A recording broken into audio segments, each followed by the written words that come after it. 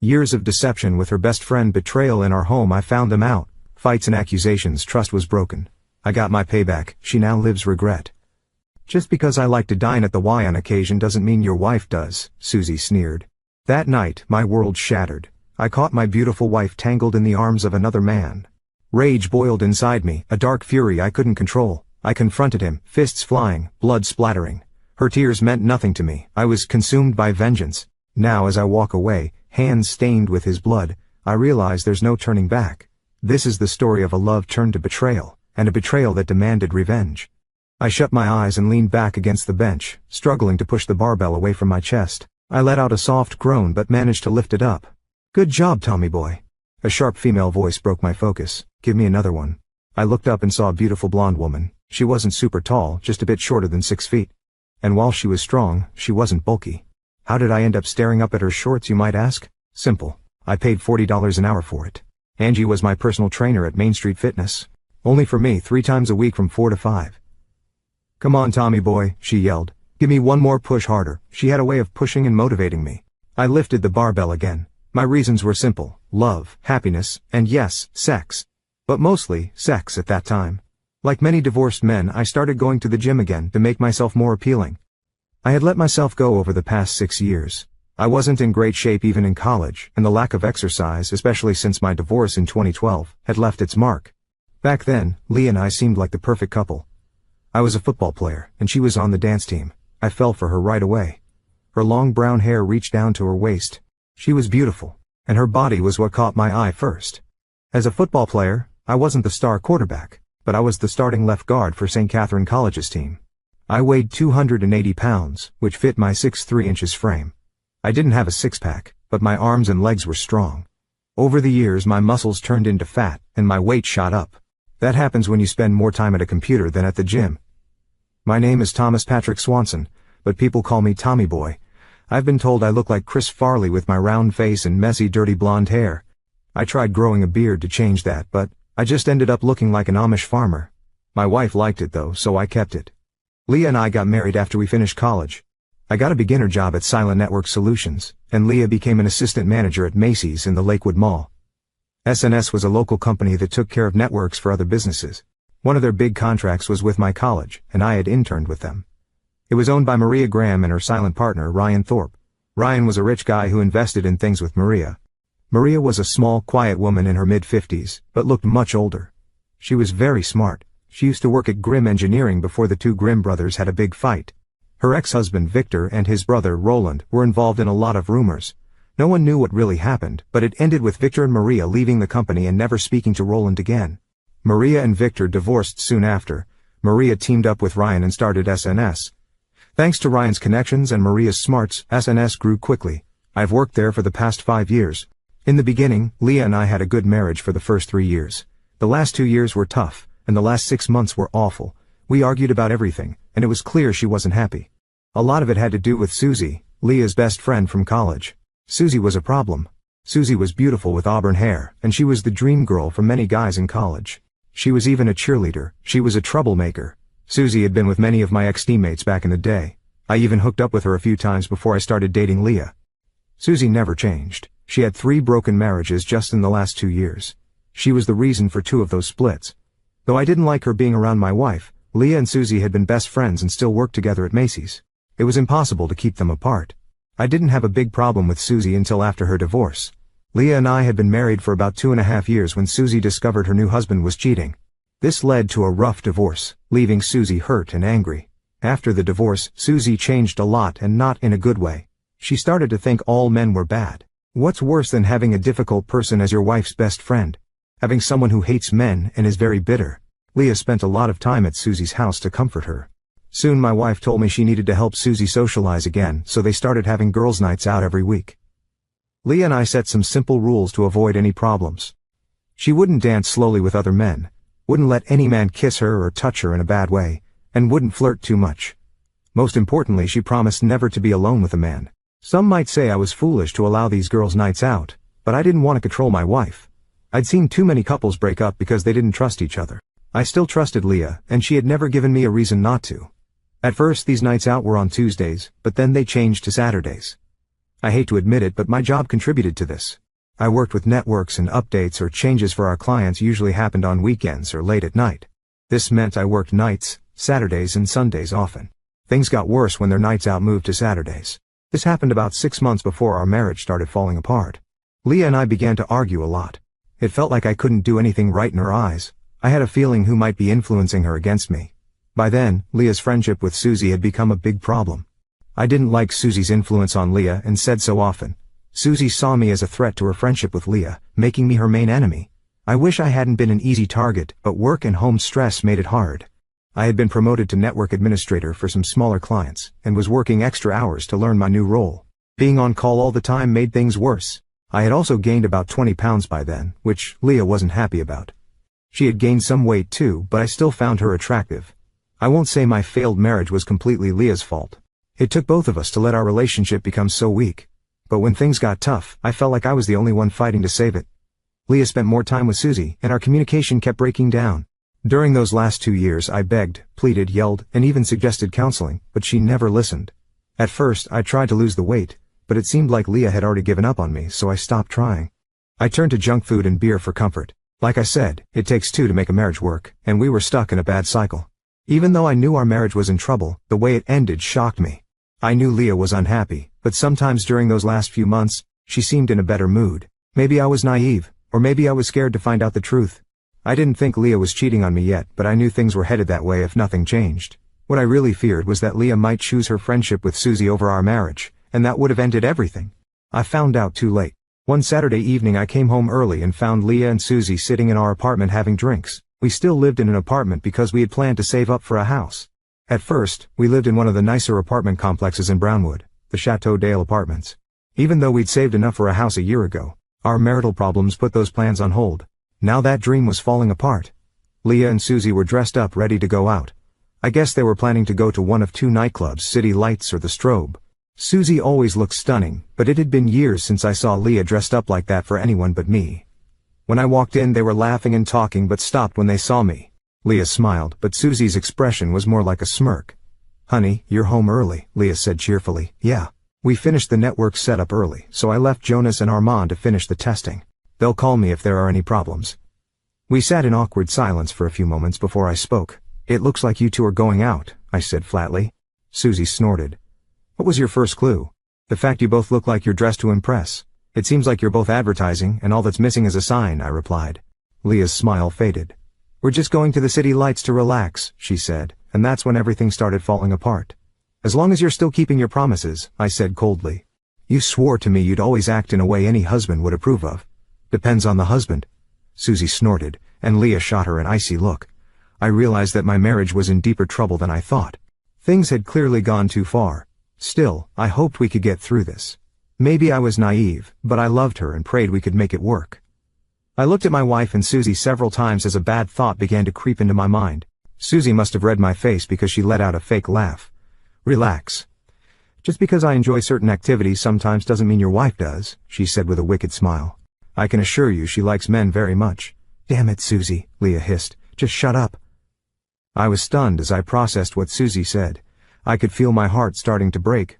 "Still haven't figured it out," Susie mocked. "Being clueless isn't a great way to live, son." "Careful," I growled, "or I'll throw you out on the street." "Screw you. Never again. My wife is my only lover now. Too bad she can't say the same."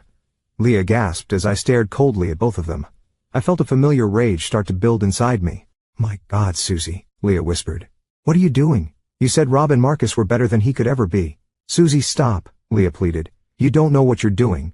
Everyone handles pain differently. Some run, some cry, and some get angry. I had been trained to let it fuel my anger. It had been years since I felt this, but it was washing over me fast. It wasn't any special combat training. It was just a cold, empty anger that was drilled into me during college football where quick thinking was key.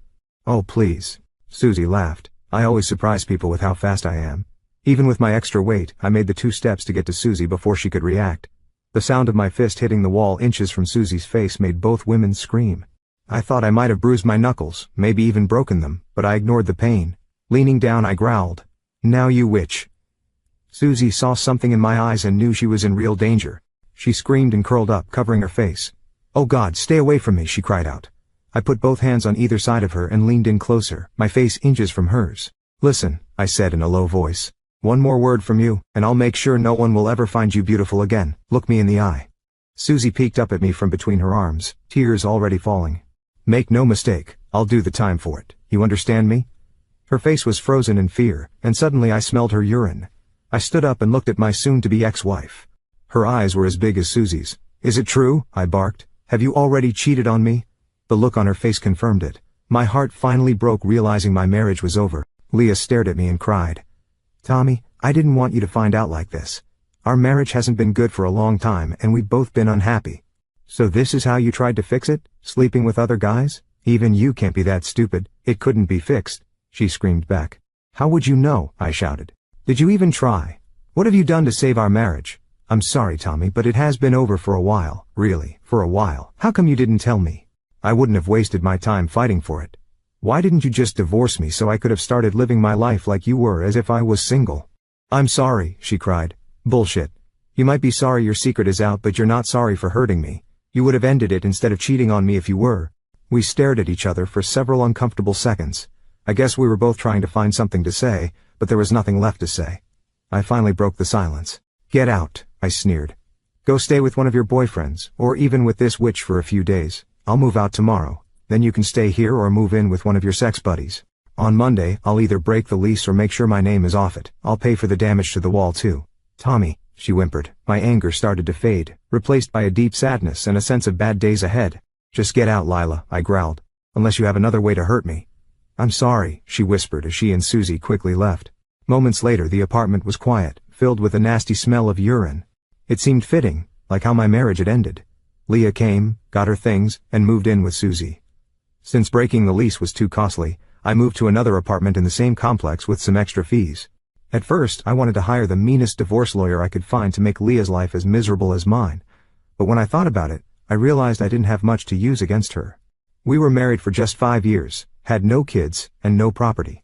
I couldn't ruin her reputation because our friends and coworkers already knew she had moved on. It might have been different if she still cared about me or wanted to save our marriage, but she didn't. She had already moved on. The only thing left was a long and costly legal fight that would only annoy her. Should I have sought revenge? Maybe. To be honest, I'm not sure now, and I wasn't sure back then. In the end, I didn't do it.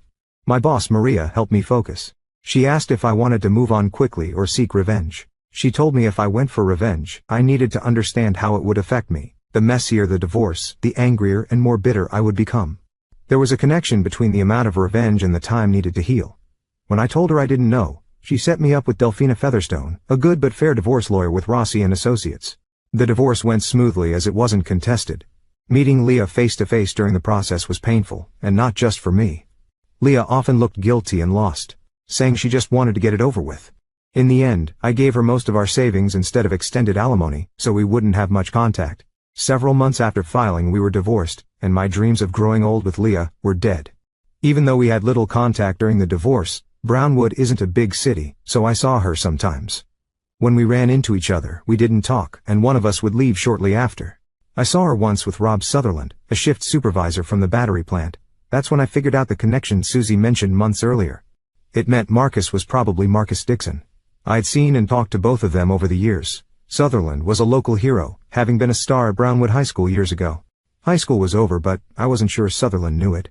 He still had his good looks and stayed in decent shape. He was also arrogant and thought highly of himself.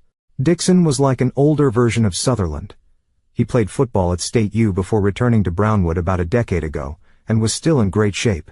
Dixon was big and confident with the physique to match. Rumor had it, he thought he was every woman's dream. Initially I thought about confronting them, but it wasn't worth it. I didn't have proof, and trying to find every guy my wife cheated on me with would be exhausting if she was like Susie. She hurt my pride when she cheated, but she was the one who gave up on our marriage. Tracking down every guy would have been a waste of time. If I was honest, I could have taken Sutherland in a fair fight, but not Dixon. Marcus Dixon would have beaten me up. To win against him, I would have had to sneak attack him or use a weapon which could land me in jail. Any time in jail would cost me my job. No, Leah wasn't worth it. After realizing this, I didn't go out much. My life became work, sleep, work somehow, eat and feel depressed before going back to work. Unsurprisingly, I gained weight, growing from 305 to over 345 pounds. By spring of 2014, after a year of pitying myself, I decided to change my life. I looked at myself honestly and didn't like what I saw. I shaved off my scruffy beard, started eating better, and joined a gym. Though my workouts were inconsistent and I still ate fast food often, it was clear I needed help losing weight. Which led me to Angie Miles, the owner of Misfit Main Street Fitness. She set me up with a diet plan and exercise routine. Angie attracted attention at the gym, and it didn't take long to learn about her past. She was a former stripper and known as a fitness fanatic. People called her Mr. Doss behind her back. The first thing you noticed about Angie was her fit body. Besides that, she was a divorced woman in her late 20s with a 4-year-old daughter. She had always been a bit different with her husband Eric, who looked like a bodybuilder. Eric left her for a rich widow from Brownwood, leaving Angie with the gym, a new house, and not much else. Anyone who knew Angie knew she was a one-of-a-kind, almost moody person. She was clearly passionate about fitness, sometimes to the point of obsession. With other women, she was intense. But with men, she was supportive and warm. She had two sides to her personality. Around groups of guys, she flirted and joked, but when alone with one or two men, she kept her distance. It was probably because of her divorce and the fact that men often hit on her. At the gym, Angie was all business. Having her as a trainer was tough but motivating. It was quite different from my college coaches. There was something charming yet strict about her. One day she caught me staring and called me out. "Tommy boy, am I going to have to wear a parka? If you spent as much effort on your diet as you do staring at me, you would have lost more than 5 pounds by now." She was right. We'd been working together for a few weeks, but I couldn't stop staring at her. We weren't getting the results we wanted. When I confessed to late-night McDonald's runs, she got very upset. "Damn it, Tommy boy," she yelled. I interrupted. "You're wrong, Angie." She glared at me. "Angie, you've got it right about my lack of commitment but wrong about why I stare." I hesitated but then admitted, "I struggle not to stare at your beautiful face and amazing body." She froze for a moment. I wasn't sure if she'd laugh or get mad, but then a small smile broke through. "We're done for today. Think of a way to get you motivated," she said before packing up to leave. "Sorry, I can't help but stare," I added. "I'm divorced, not dead." She swung her bag over her shoulder. "Don't make it so obvious," she replied, trying to sound firm, but with a slight smile. Over the next few nights I thought about it a lot. When we met again she focused on the workout. After a tough hour she asked, "Have you figured out what will motivate you?" I hesitated but then smiled. She crossed her arms and gave me a look that women seem to have perfected. "Really, Tommy boy?" she asked. I stammered, "You asked, Angie?" Her expression softened somewhat but still seemed hurt. "Do you think I'm a bad person?" she asked calmly. I could see the disappointment in her eyes. "No, Angie. I don't think that," I replied. I knew I had to explain myself. "I think you're an incredibly attractive woman," I said. "Someone like me needs an extra push to even think I could get close to you. Maybe it's money, a favor, or something else," I continued. If my wife had asked, I would have suggested rewards for losing weight. Maybe a kiss for 10 pounds, a special treat for 20, and so on. But with you, I'd aim for simple things like massages, or maybe sharing a shower.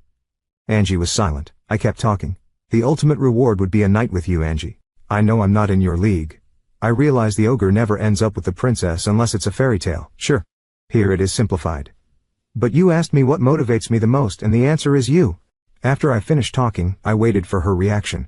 I didn't know if she would insult me or hit me. I just hoped she wouldn't laugh at me. She was quiet for a few seconds, then she let out a small laugh and smiled. "Well, that's one of the strangest pickup lines I've ever heard," she said, starting to pack her things, but still looking at me. "You might have something there, though. Let me think about it. But don't expect anything if you lose some weight, and don't even think about anything more than that." Even though she said the last part harshly, she still had a small smile on her face. "By the way," she continued staring at me, "why stop at 80 pounds to lose? That would make me 260 pounds. That's 20 pounds less than my weight 7 years ago when I was fit. I don't think I can go down to 250. I smiled. "Okay. Let me think about these ideas for a bit." "Not like that, you weirdo," she said laughing. "Men, always thinking about one thing." I was sure that was a rhetorical question, so I just stood there and smiled. Angie didn't mention our talk for a couple of weeks, and I didn't bring it up. I thought she had changed her mind, so I was surprised when she told me she had an idea and we needed to talk.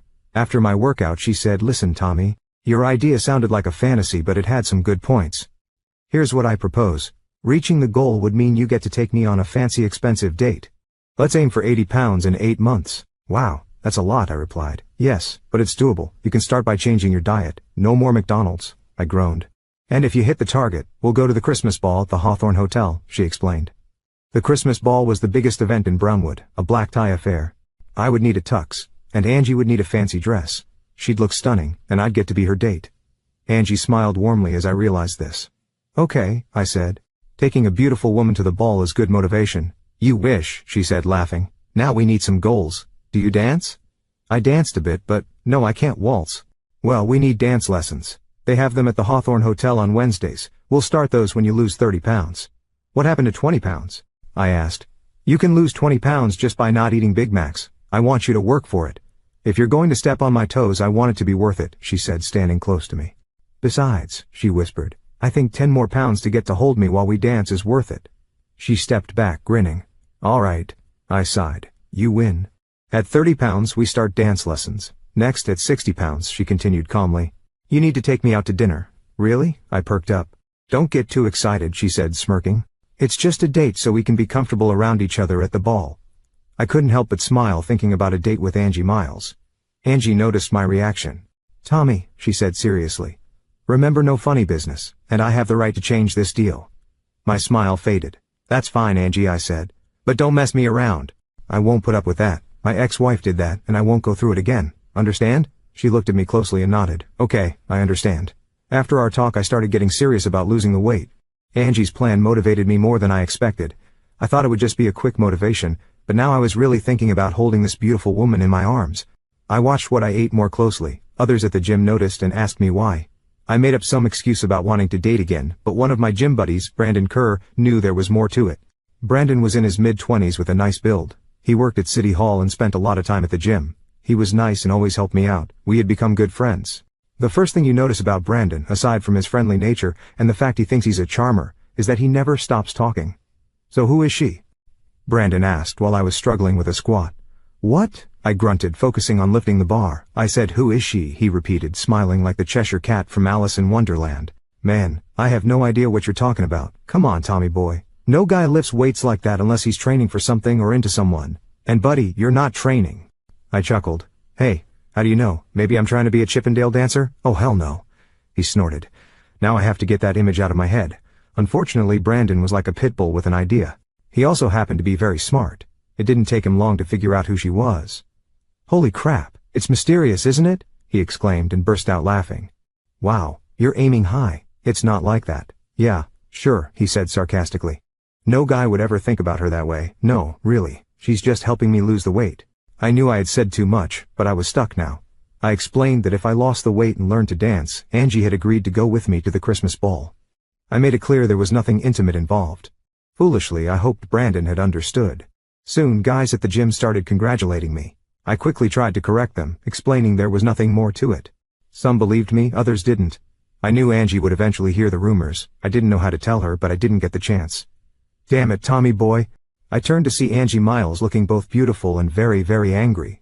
She was almost running toward me. The scene would have been lovely if not for the anger and smoke practically coming out of her ears. What the heck have you been telling people? She yelled, not caring who heard.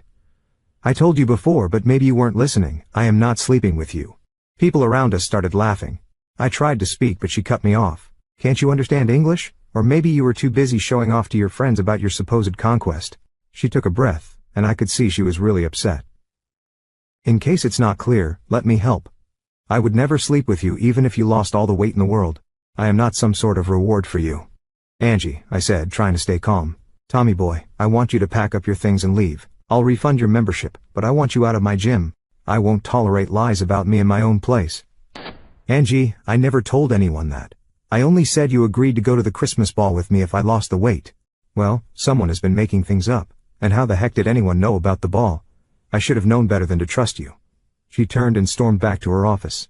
I looked over at Brandon, but he avoided my eyes. This because of you? I growled. Sorry, Tommy boy. I might have added a little to the story. How was I supposed to know she'd get this mad?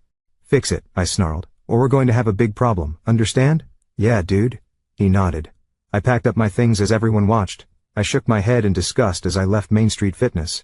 By the time I got to my apartment, I had replayed the scene in my mind many times. The more I thought about it, the angrier I got. A phone call several hours later caught me off guard. Being humiliated can make a nice person bitter. Hello?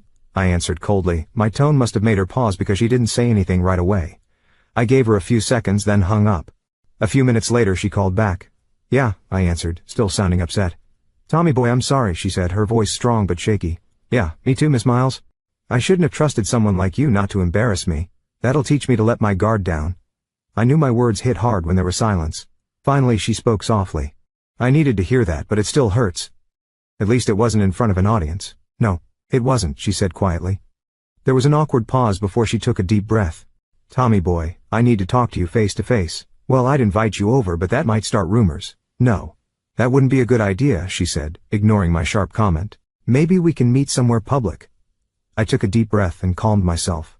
It wasn't the first time a girl embarrassed me in front of people. Those moments usually happened in college, often at a bar, and while I was drunk. So in the grand scheme of things, this wasn't that important. All right, I said, trying not to sound too irritated. Maybe we can meet for coffee at Starbucks. I still need to feed Erica supper. All right, McDonald's. She laughed a little. Erica will love that, no fries. Right? I was silent. A lot of thoughts came to mind, but all were either mean or bitter. Tommy boy, I'm really sorry for what I said earlier. I acted badly. I'd like to apologize in person. Whether you still want me as your trainer or not, I hope you stick to your diet and workouts. I'd hate for my actions to mess that up. Kinda hard to work out when I've been kicked out of your gym. I heard her sigh. I'm so sorry for that. I spoke when I was really mad. I sure wish I could undo what I did. I hope you can still think of me, a misfit, as your gym buddy. I was quiet for a bit. Please, Tommy boy, she whispered. Okay, Angie, no fries. Meet us at the one near the gym in 20 minutes. I agreed and hung up, unsure of what to expect. I knew I'd have to watch my words since she would have her little girl with her. Maybe that was Angie's plan all along. As I gathered my things to leave, I decided to let her say what she needed to. I try not to act like a jerk. Mom would be so proud of her boy learning to be better. When I got there, Angie and Erica were already seated. Angie had ordered Erica a Happy Meal with apple slices, but Erica convinced her mom to get a small fries too. Erica quickly found us a table. She chose one of those with fixed chairs that only kids or thin people can use. I'm sure some skinny person thought that was a good idea. Anyway, Angie found us a table where we could all fit, and Erica neatly divided our meal. Angie and I only had drinks, while Erica's Happy Meal was spread out, like mother, like daughter. I held back a laugh seeing how organized she was. Angie leaned back and relaxed a bit. She looked at Erica for a while, then turned to me. Thank you, she said softly, her light blue eyes on me. Tommy boy, I want to say sorry for what I said back at the gym. I overreacted and lashed out at a nice guy who didn't deserve it. Well, you're right. I didn't deserve it, I said coldly. I told you I wasn't going to be fooled again. I saw Erica's wide eyes staring at me. Damn. I told myself to calm down. Hey Goldilocks, I said warmly. Want to share those fries? She pulled her fries closer and then smiled. No, Mr. Bear, she said quietly. These are just right. Then she giggled and soon was laughing in her own little world again. It's amazing how a child's laughter can ease even tense situations. I'm sorry. I wasn't trying to make you look foolish, Angie said softly. When one of the women at the gym told me a rumor, I lost my cool. It's a touchy subject for me. When Brandon came to me and admitted he had spread the story, I realized I had overreacted. Tommy boy, I want you to stay at the gym if you can forgive me. I sighed deeply. A beautiful woman asking for forgiveness because she overreacted to being referred to as a prize. That was understandable. What worried me was her quickness to attack. Once was forgivable.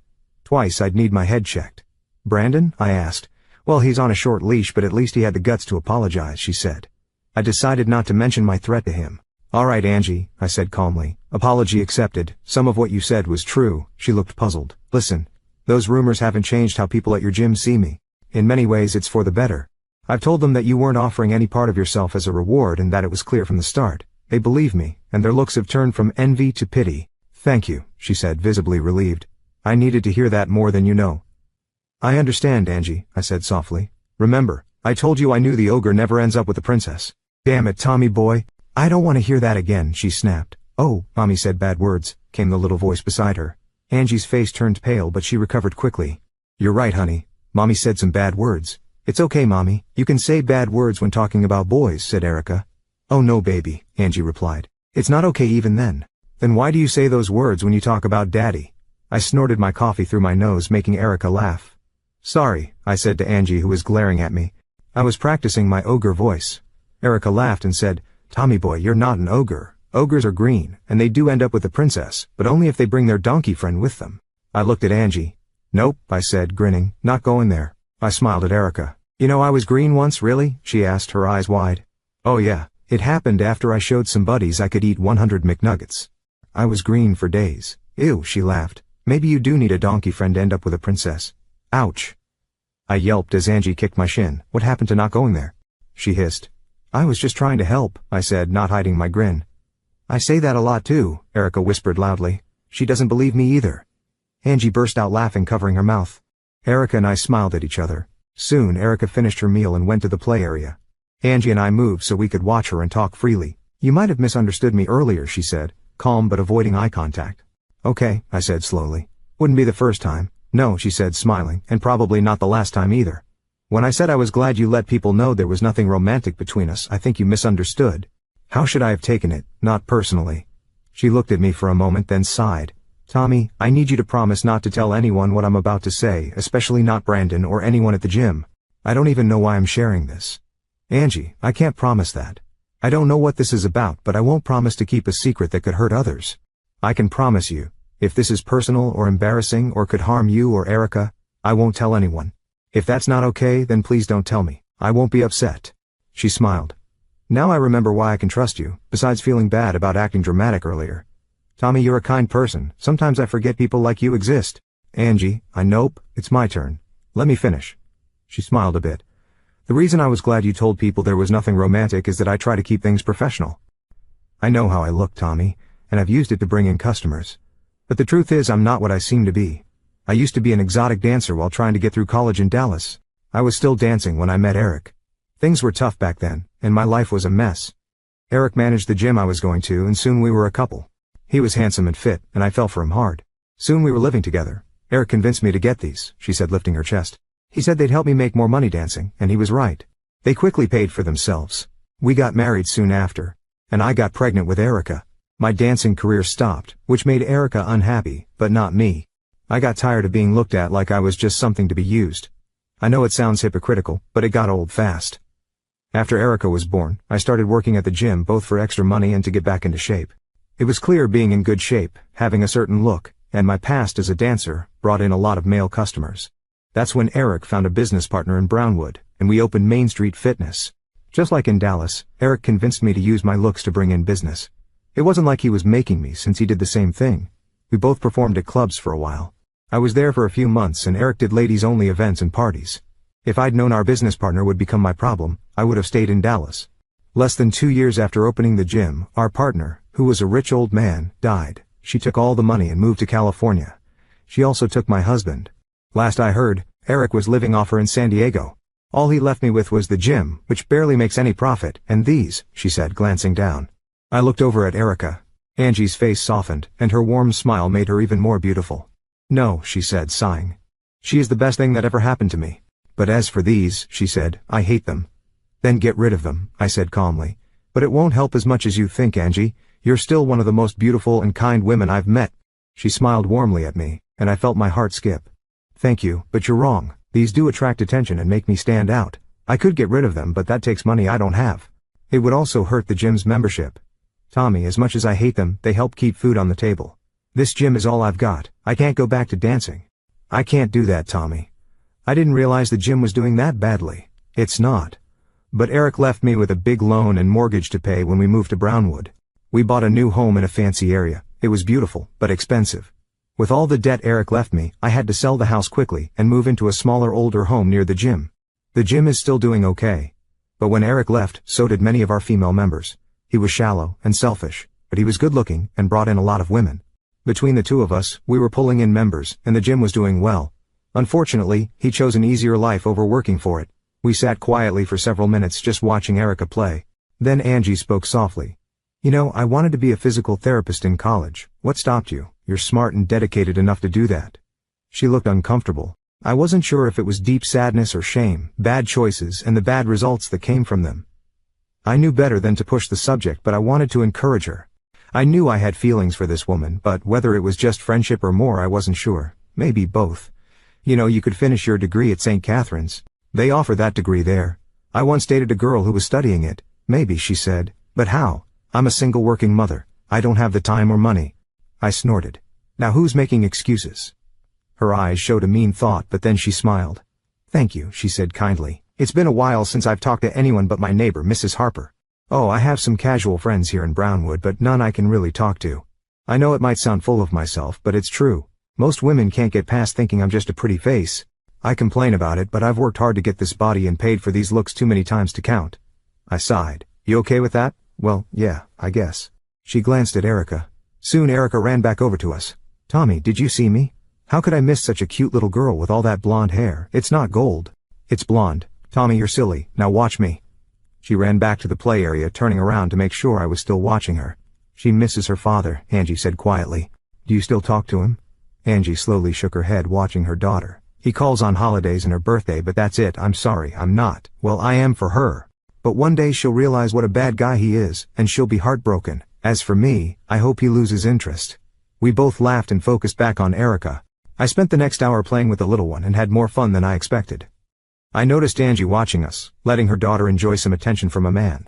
I wasn't her dad, but I was a good stand-in for the evening. That night changed how I interacted with the Miles family. The hardest part of Angie's plan was the food. It was tough at first, but I soon got used to it. The workouts stayed the same, though I still got to look at my beautiful trainer.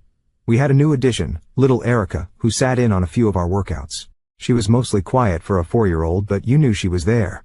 I dropped the first 20 pounds fast, but Angie was her usual non-enthusiastic self. I'm surprised you didn't lose it faster, she said plainly. I felt disappointed, but Angie looked at me. I knew you could do 20 pounds easily because the first weight is the easiest to lose. Now it's time to push harder.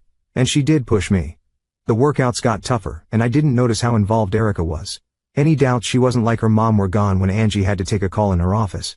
I was struggling with my last set of bench presses, and Brandon was helping me. I was tired and fighting with the weights. Come on, Tom, Angie cheered. Push 5 or 6 more. Brandon laughed. Yeah. Come on, Tom. I tried to glare at Brandon, but Erica interrupted. Push, Tom, push, she shouted. People nearby laughed. I groaned and finished my set with new energy. Afterwards I led Erica back to her mom's office where she got lost in her toys. Really, Angie? I whispered while glaring at my tiny trainer. Tom. Angie laughed. It's better than the other name she came up with. You could have been Tommy Boy or Shrinky. At least she picked a good part of you. I groaned. Please, Angie. I'd rather not have a 4-year-old pointing out my butt. She smiled. How about Tommy Bear? I sighed. All right. Not great, but better than Tom. Deal, she said with a sparkle in her blue eyes. I'll work on getting her to call you that, but you have to stop those guys in there from calling me Mr. Ross. I groaned. Deal. Thankfully I became Tommy Bear within a few days. It took longer, but after some talks and a few threats, people stopped calling her Mr. Ross. Soon, I was focused on my diet and reached my goal of losing 30 pounds. My dance lessons started the next week. The Hawthorne Grand Ballroom was old-school fancy, smaller than modern hotels, but very elegant. 10 to 20 couples practiced their ballroom dancing there once a week. The first time I held Angie, I was hooked. Normally there's a gap between dancers, but not with us. It felt like a slow dance to classical music. It was amazing. As I neared my 40-pound goal, I could hold her closer. Angie was surprised I learned the steps quickly and rarely stepped on her toes. After a month of practice, Angie asked me to meet her in her office. Tom, she said calmly, I'd like to change our agreement. Why? I asked, sitting down. There's someone at the gym who could benefit from a setup like ours. Okay, I said cautiously. What's the catch? No catch. There's a young lady who asked for you specifically. Why me? I asked curiously. There are many better candidates here at the gym. They're better looking, more fit, and would make better trainers than me. Maybe, Angie replied, but let's be honest, yes. Some guys here are in better shape and would make good trainers, but they don't have what you have, Tommy boy. Your new dedication and results have gotten some attention. The way you manage our agreement and defend me has caught the eye of several women.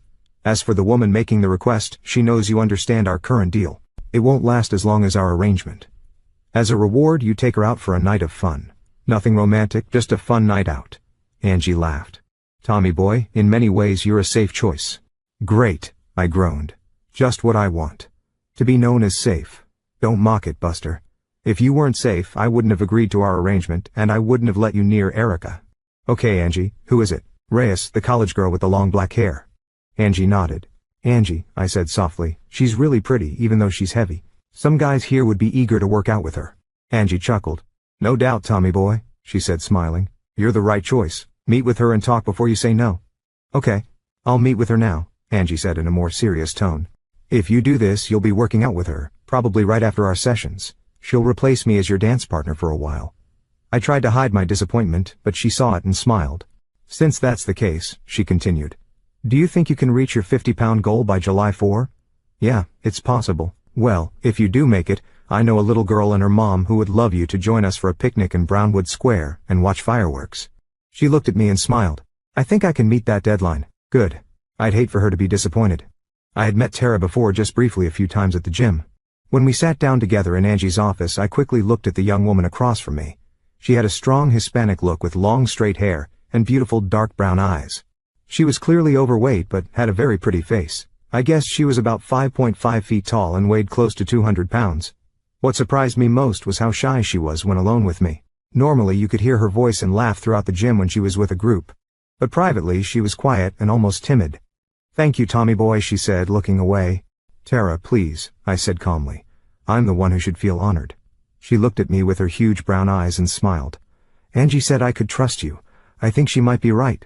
Tara told me what she wanted. She wanted to lose 40 pounds in less than 3 months before her senior year at St. Catherine's started. She was willing to follow Angie's strict plan.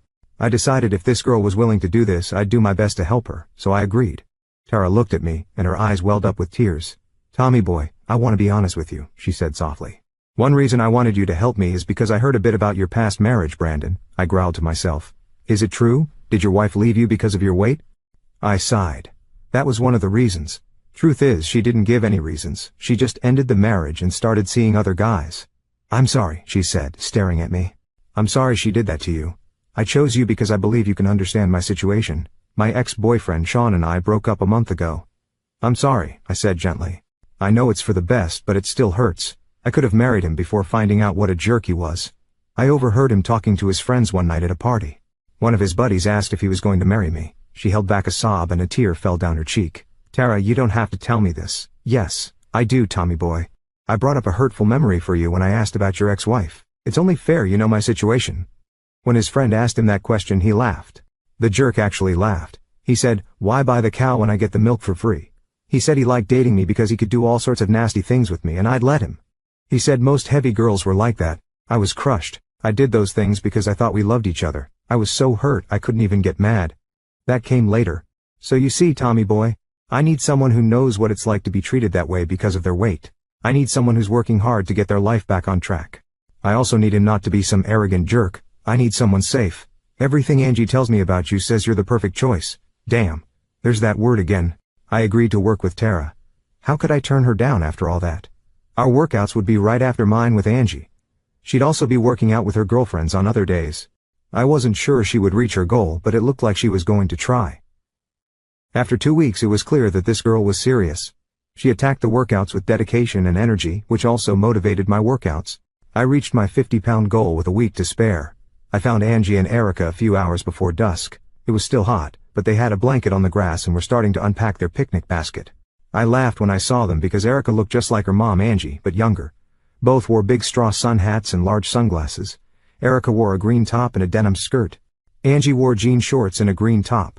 When Erica saw me, she ran over yelling, "Tommy Bear." She jumped into my arms and I lifted her up. She giggled and said, "We're going to see fireworks." I was confused. I thought we were having a picnic. Erica laughed. "We're doing both." I looked at Angie and saw her big smile, which made me smile too. We sat down and started our picnic. I noticed a big ring on Angie's finger, a diamond, probably 2 carats. She saw me looking and joked, "Insect repellent."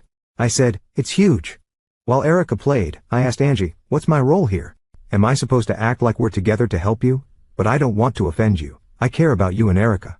She smiled and said, "Thanks, Tommy boy, but I'm fine. You're here as a friend. If I need help, I'll ask. This big fake ring helps too." She saw my disappointment and said, "That's why we need to be comfortable as friends before the Christmas ball." "People might think we're a couple," I replied. "I wouldn't want to cause problems with your boyfriend." She laughed. "Boyfriend? No. I've dated a few men since my divorce, but nothing serious." She then added, "Sorry if I've been a tease. I only get close to a man if I'm in a relationship. I do have a close friend I see when he's in town." I sighed as she laughed. Then I said, "Hey, I'm a friend too." She grinned. "That role is already filled." I laughed and said, "A guy can dream, right?" She chuckled and turned her attention to Erica. The evening went mostly well, except for a big drunk guy who bothered Angie. He left after she got firm with him. Later, before the fireworks, Erica needed to use the bathroom. I offered to take her thinking we might catch the fireworks on the way back. The women's restroom line was really long, so I took her to the men's room. I put her in a stall and guarded the door. When she finished, she loudly said, "Tommy Bear, I need to wash my hands." I saw the sinks near a line of men, so I used a bottle of water instead. "Let's wash outside," I said. She agreed, and we left through the men waiting. By the time we found Angie again, it was getting dark and she had company, the big drunk and 2 friends. Angie looked tense. Erica ran to her laughing. Mommy, Tommy Bear and I went to the men's room. Angie shot me a look like I was in trouble, but I ignored it. I walked up, kissed her and said, "The women's line was too long, we'll talk about it later." I addressed the men. "Can I help you, gentlemen?" 2 of them started to leave, but the big drunk stayed. Fireworks started as people behind us asked him to move. He shouted, "Screw you." I stood beside him. He was big and seemed strong. "You're not her boyfriend," he slurred. "She's out of your league." I replied, "Yes, she is, but she's my friend, and she isn't interested in you. Move on," he snarled. "Screw you. She doesn't know what she wants. Wait till she gets a taste of a real man." Just then, big fireworks exploded and Erica squealed with joy. Everyone was distracted. Was it honorable? No way. And it sure wasn't fair. But every time I try to fight fair, it goes badly, usually because I'm the only one doing it. My surprise punch hit him right in the temple, and he collapsed. His friends turned and saw him lying there. They froze. I think he passed out. I said coldly, "You might want to take your friend back to your group." The 2 guys lifted a now groggy Bill and half walked, half dragged him back into the crowd. As I sat down next to Angie, a few people clapped behind us. Angie continued to sit with Erica between her knees, holding her little girl. Both stared into the sky, waiting for the next firework. "Needed to let off some steam?" Angie said softly, still looking up. "Feel better?" she asked. "Oh yeah," I said, chuckling. "Much better." She smiled a little. "Still worried about Erica going to the men's room, Mama Bear?" I asked. She stared at me. "None, Tommy Bear." The rest of the show was a blast. Erica squealed and laughed and had a great time. During the show, she climbed into my lap and pulled my arms around her. I glanced over at Angie and saw a mixture of surprise and amusement. After the show, I walked them to their car with Erica on my shoulders. She started to nod off, tilting one way then the other. As we passed the store window, I saw our reflection and paused. Angie stopped too and looked to see what I was looking at. I saw a big guy with a cute little girl on his shoulders. Beside him was a beautiful woman who looked both relaxed and lovely. It was a picture that stuck in my mind. When we got to Angie's car, I placed Erica in the back and buckled her in. Her eyes were barely open. "Good night, Tommy Bear," she mumbled and yawned. "Good night, Goldilocks." As I stood up, I realized Angie was next to me. Her closeness took me by surprise, and I froze. "Thank you, Tommy boy," Angie said softly and kissed me on the cheek.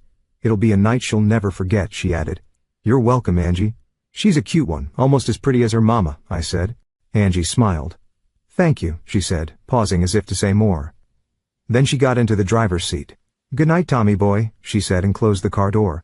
"Good night, Mama Bear," I muttered. After they left, I walked through the crowd to my car. When I got there, I heard an unwelcome voice behind me. "Hey, jerk. Where are you going so fast?" I turned and saw Bill with his 2 buddies. They didn't seem as drunk as before. Bill had a bruise on his cheek and a swollen eye. The look on his face told me he remembered what happened. When you fight dirty, expect the same in return. I looked around and saw people watching. This meant it would happen fast and end quickly before security or the police showed up. "I'm going to," Bill roared as he stepped toward me with his fist raised. He didn't finish. Like I said, I'm no martial artist, but I was in good shape. Bill's punch grazed my head as I lunged at him. My forearm hit his mouth, and he fell. Then I punched his buddy in the nose, dropping him to his knees. The third guy landed a couple of blows to my head before I rushed him. He tried to dodge, but I hit him hard. I swear his foot flew over his head. My victory didn't last. Bill's first buddy slammed into my legs and Bill punched my eye. That punch hurt. I didn't fall with the first punch, but the second one put me down. After that, it was just protecting my face and body as they kicked me. I heard screams, then a police siren. The fight probably lasted a minute or 2. I got beaten, but I'd been through worse in football games. I knew I had to check my ribs at the hospital. The cop asked if I needed an ambulance. I said no and told him I'd drive myself. I probably looked worse than I felt since my eye was swelling shut. My trip to the ER was uneventful. I saw a nurse, I remembered. She had almost orange hair and a droopy eye, but was still pretty. Not like Angie, but still pretty. Her name was Bree, and her husband used to work with my boss, Maria. Maria still kept in touch with Bree and her husband, Zach, though he worked at Green Engineering Solutions. When I asked Bree if she was the ER nurse, she laughed and said no. She was just filling in for someone. She mentioned she was a head nurse in the children's ward. She signed me in and got me into a small room. Soon, an older doctor came in. He looked Indian or Pakistani and introduced himself as Dr. Kelly. I was about to make a joke, but he spoke first. "So you fight a lot?" he asked as he checked my injuries. I grunted in pain and nodded. "Forgot to duck," he said with a sly smile. I tried to laugh, but my ribs hurt, and I bent forward in pain. "We need to get those x-rayed," he said, looking serious now. "Other than that, you'll heal in time." He advised me to avoid any more fights and rest for a few days. Then I was taken to get some x-rays. They showed that my ribs were just bruised. I got some good painkillers. I briefly talked to the cop again. He had to write a report, but I knew it wouldn't lead to anything. After a night with bruised ribs and a swollen eye, I went back to my apartment. What a night, I thought. I wonder what tomorrow will bring. After my fight on the July 4, I tried to avoid people. I managed to stay away from Angie and Erica for a few days, but I couldn't avoid work. I hope the other guy looks worse, Maria said, tilting her head to look at my face. Other guys, I replied softly. Are you okay to work? Yeah, but maybe I should avoid meeting clients for a bit. She nodded, then asked, is there a police report? I nodded. Any chance you'll get arrested? No, I doubt it. I wasn't really the victim, but I don't think anything will come of it. All right, she said softly. We'll work around this. Then she added, oh, and Tommy. I looked at her, wondering if she was going to scold me or comfort me. She always seemed like a strict librarian, but those who knew her knew she cared a lot. Please learn to duck, she said, not smiling. But her eyes were laughing. Yeah, I've been told, I said, chuckling. I buried myself in work for the rest of the day. Apart from the teasing from Jonas and Armand, things quickly returned to normal. A few days later, Angie saw me. Unlike Maria, she was easy to read. She looked both angry and guilty. She was mad I hadn't called her from the ER, and felt bad when she realized Bill and his friends had beaten me up. It took some time, but I convinced her it was my fault. If I hadn't punched him, it wouldn't have happened. She kept reminding me we were friends, and that friends call each other when they're in trouble. I knew she was trying to make me feel better, but every time she said we were friends, it felt like she was saying that's all we'd ever be. After our talk, I decided to work on my love life. I accepted that Angie had her own love life and I wasn't part of it. We were just good friends, and I had to live with that. It was tough, but I managed. I still thought about Angie sometimes, but I started looking for other options. There were some women at the gym who caught my interest, and I talked to them more. Some women from work seemed open to dating me too. I went out a few times, and some of those dates ended up at my place. They felt empty. One good thing was Tara. As we kept working out, it got harder not to stare at her. She was working hard, and it showed. She caught me looking at her yoga pants more than once. Her laughter always made me blush a little. Thank you, Tommy boy, she said, giggling after catching me again. Oh no, Tara, I sighed. Was I staring again? She nodded and grinned. I'm sorry, Tara, I don't mind, Tommy boy. It's been a while since someone looked at me like that. I doubt that, I said. Well, she blushed. Yeah. But it's been a while since a nice guy did it. We both laughed for different reasons. She laughed because she liked the compliment and the situation. I laughed to hide my frustration. Safe. Nice. I was starting to hate those words. For the next 6 weeks I tried to work as hard as Tara. By the end I met my goal of losing 60 pounds, and Tara had lost 30 pounds. She might not make her goal of 40 pounds by the start of school, but she was close. Since I met my goal, I set up a date with Angie. We had settled into a friendship. The only difference was I wasn't chasing after her anymore. If she noticed, she didn't say anything. Erica had turned 5 and was starting kindergarten, which allowed Angie to start classes at St. Catherine's. She was working towards being a physical therapist. When I picked her up, I met Erica at the door. Tommy Bear, she squealed. Hey Goldilocks, I said, picking her up. You taking Mama on a date? Yep, that's the plan. Can I come too? Not this time, sweetheart, said an elderly woman behind her. She was thin in her 60s with big glasses and short gray hair. She looked like a grandma. Monica Harper, she said, extending her hand. I shook her hand and was surprised by how strong her grip was. Tommy Swanson, I replied. I know, Mrs. Harper said with a smile. I've heard all about Tommy Bear in the men's room, I groaned, and she laughed. It's amazing what kids can hear and see, she added. You look very nice tonight, Mr. Swanson, she said, then reached out to fix my tie. Thank you. I was dressed up in a suit and tie. Since Angie and I had been losing weight, I could wear some of my old college clothes again. When Angie came out of the bedroom, I nearly choked. She wore a simple pearl necklace and a little black dress. She looked stunning. I had to remind myself we were just friends before I embarrassed myself. The whole evening, I kept reminding myself this wasn't a real date. Angie did nothing to suggest otherwise, so I gradually relaxed into just enjoying a night out with a beautiful woman. Diva's, the restaurant, was both incredible and expensive, but Angie was worth it. She was only hit on once while we were there, and it was when she came back from the ladies' room. Things were different when we decided to go dancing at the Strobe. We hadn't even sat down before she was asked to dance. It happened dozens of times. Surprisingly, Angie turned each one down even after I reminded her we were out tonight just as friends. She said the same thing she did on the July 4. She was out with me and wasn't looking to start something with someone else. The only time I struggled that night was when we danced to the slow songs. My gut was smaller so I could hold her closer. Her warmth and scent made me lose myself in a little fantasy where she was mine. Sadly, those slow songs were rare and too short. The night ended with a gentle kiss on the cheek. Thank you, Tommy boy, she said softly. I had so much fun tonight. You were a perfect gentleman. Now I had another label besides nice and safe. Perfect gentleman. I decided it was time to get serious about finding someone I could fall in love with and spend my life with. I picked out a few possible women and promised myself I'd ask them out in the coming week. But as usual, fate had other plans. Work kept me busy with a big project. The only free time I had was at my workout sessions with Angie and Tara. Then Tara hit her weight goal, and I was thrilled to set up a date with her for the next Friday night. She told me to pick her up at her apartment, which she shared with 2 friends. When I picked up Tara, I was amazed. She wore black knee-high boots, tight jeans, and a bright red and black corset. Wow, girl, I said, stepping back and pretending to look her over from head to toe. She giggled and spun around, letting her long black hair whip around her like a cape. She looked stunning, showing what a big, beautiful woman should look like. Amazing what a little makeup, a corset, and a pair of Spanx can do. Right? She said. I think those things help, but they only work if there's something good to start with, and you, Tara, are already beautiful. Her dark brown eyes sparkled and her smile was dazzling. Apparently I said the right thing. I took her out to eat and was surprised when she suggested Sherman's Wharf, a small seafood place. Not fancy, but good for fish. I thought she'd want to go somewhere more upscale like DeVito's or Maison LaRouge. She must have seen my surprise. Tommy boy, I plan on dancing a lot tonight. A salad at the wharf will be perfect. Besides, I can barely breathe in this outfit, and eating something heavy might make it burst. You say that like it would be a bad thing, I said, laughing. You wish. She giggled but kept looking at me with her smoky eyes. This is your night, beautiful. Your wish is my command. Well then, good sir, she said in a playful voice. Shall we go? After you, my lady, I said, bowing deeply. She was right. Our light salads were the perfect start to a night of dancing. Tara decided on the strobe club, which was fine with me since my past experiences at City Lights weren't great. The night started out fantastic. Tara looked very sexy and got a lot of attention.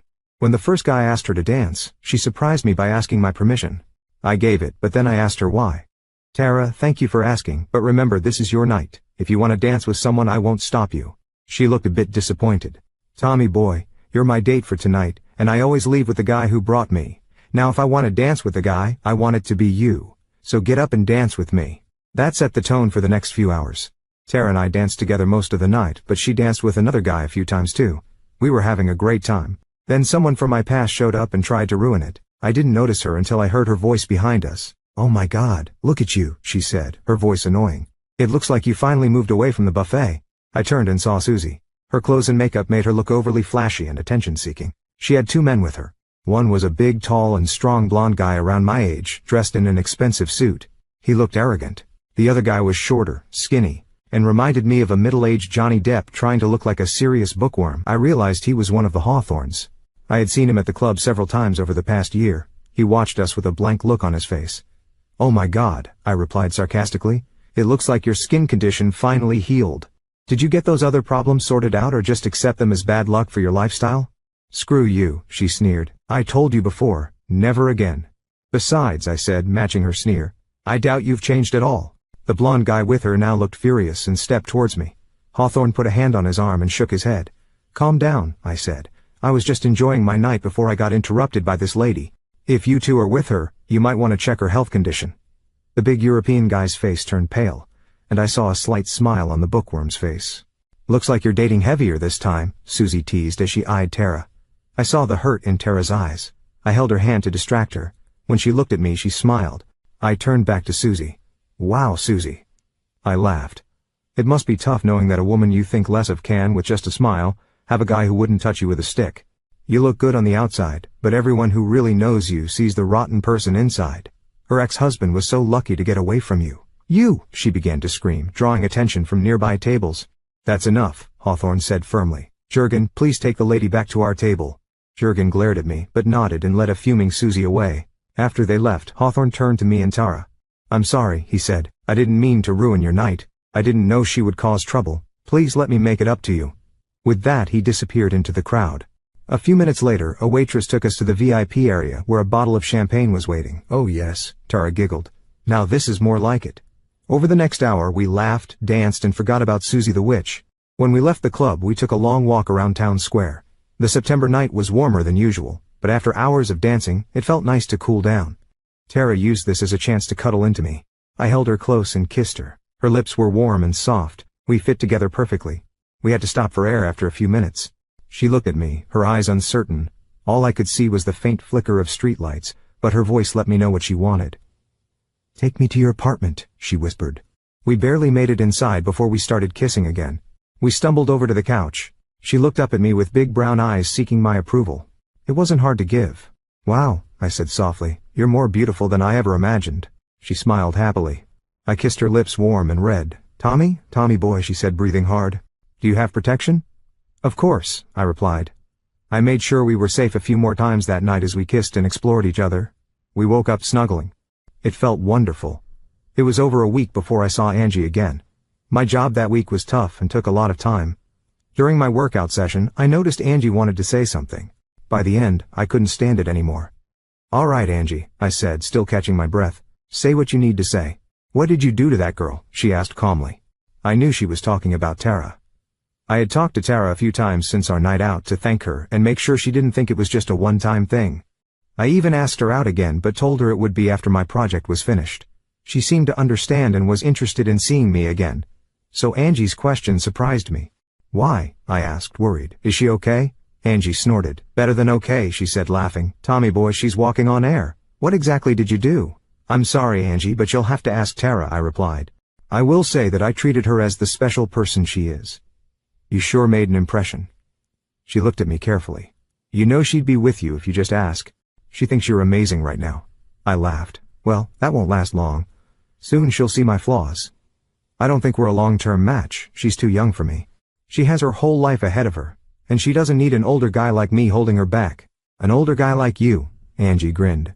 "Well, old compared to her. I wish I was younger because she's really special. She's got so much to give. Whoever she ends up with will be very lucky." I looked at Angie as she fell silent. She had a strange look on her face as she stared back at me. "What?" I asked, confused. "Nothing," she said, packing up her things. "You're an unusual one, Tommy boy." I didn't know how to reply. At least she hadn't called me nice or safe. Over the next month and a half, I worked hard to lose 70 pounds and finally did it. Tara and I went out a few times and had a great time both in and out of the house. Besides the amazing feeling of waking up next to someone, we were becoming good friends too.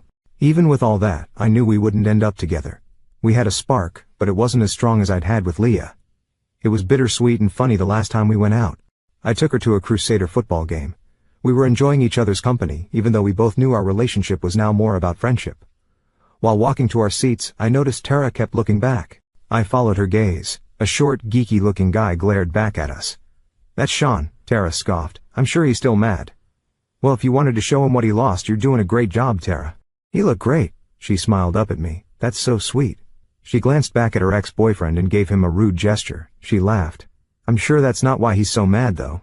I might have told some people well, let's say, I didn't paint a flattering picture." She looked up at me and smiled mischievously. "Okay. Maybe I told a lot of people." I burst out laughing. "Remind me not to get on your bad side." "Oh please, Tommy boy, you've seen my bad side. You've seen me from every side." "Oh yeah?" I smiled softly. "Down, boy," she said, laughing. "I'm not into public stuff. At least I don't think I am." I chuckled, but she interrupted my thought. "But it would just be for fun. Right, Tommy boy?" "No, Tara," I said quietly. "It wouldn't be just for fun." She snuggled into my arms. "I know we care for each other, just not enough for a lifetime. Right? Tara? It's okay, Tommy boy, really. I know we love each other as friends more than anything else. I hope you know how much I care for you and how grateful I am." "Beautiful. Good," she said, looking into my eyes. "No guy has ever treated me like you have, like I was special. Tara, you are special. You'll be someone's whole world when you find the right guy." She kissed me deeply and held me tight. "Down, boy, we've got a game to watch." I groaned softly as she laughed. Eventually, we settled into our seats. Some of her friends joined us. I suddenly felt very old. One of Tara's friends had tattoos going up each arm and on his neck. His dark hair was spiked with blue tips, and he had his nose pierced. He had a semi-goth look, but his stare got my attention. It wasn't like Tara's ex-boyfriend's glare, but it still gave me chills. I mentioned it to Tara after the game. We won, by the way. 24-0. Go Crusaders. "Oh, that's Jeremy," Tara said, blushing slightly. "Don't let the piercings fool you, he's really nice. He's into music and is good with electronics. He already works part-time at a recording studio." "Tara," I said reassuringly, "we're not exclusive. I care about you even if we're just friends." She smiled and hugged me. "I think he wants to ask me out," she said, smiling. "He's got great taste." Her smile grew even brighter. I heard a week later that they were dating. I had to work hard in November to lose the last 10 pounds. I worked out 4 times a week and cut my diet, but I made weight 4 days before Thanksgiving. Angie had contacted me earlier in the week. She and Erica were going to stay in Brownwood for Thanksgiving and wanted to know if I'd join them. I'd already told my family I wouldn't make it back home this year, so I accepted. Angie said after Erica's dad left them, she tried to make new Thanksgiving traditions. They served others in the community before having their dinner. It sounded good to me, so I volunteered to go with them. Late Thanksgiving morning, Angie, Erica, and I were serving turkey dinners to the homeless at the Lighthouse Mission. The mission was in the poorest and most crime-heavy part of Brownwood, in the southwest corner of the city. The area started at the corner of State Park Road, running north-south, and Old South Town Road, running east-west. On the corner stood the Candy Cane Brownwood's premier strip club, and a biker bar called the Ice House. Just a block east was the Southtown Projects, the main public housing in the area. The Lighthouse Mission was a couple of blocks further south on State Park Road. As we drove there, I noticed Angie looking at the candy cane. I could see she had mixed feelings. There were hints of longing and sadness on her face.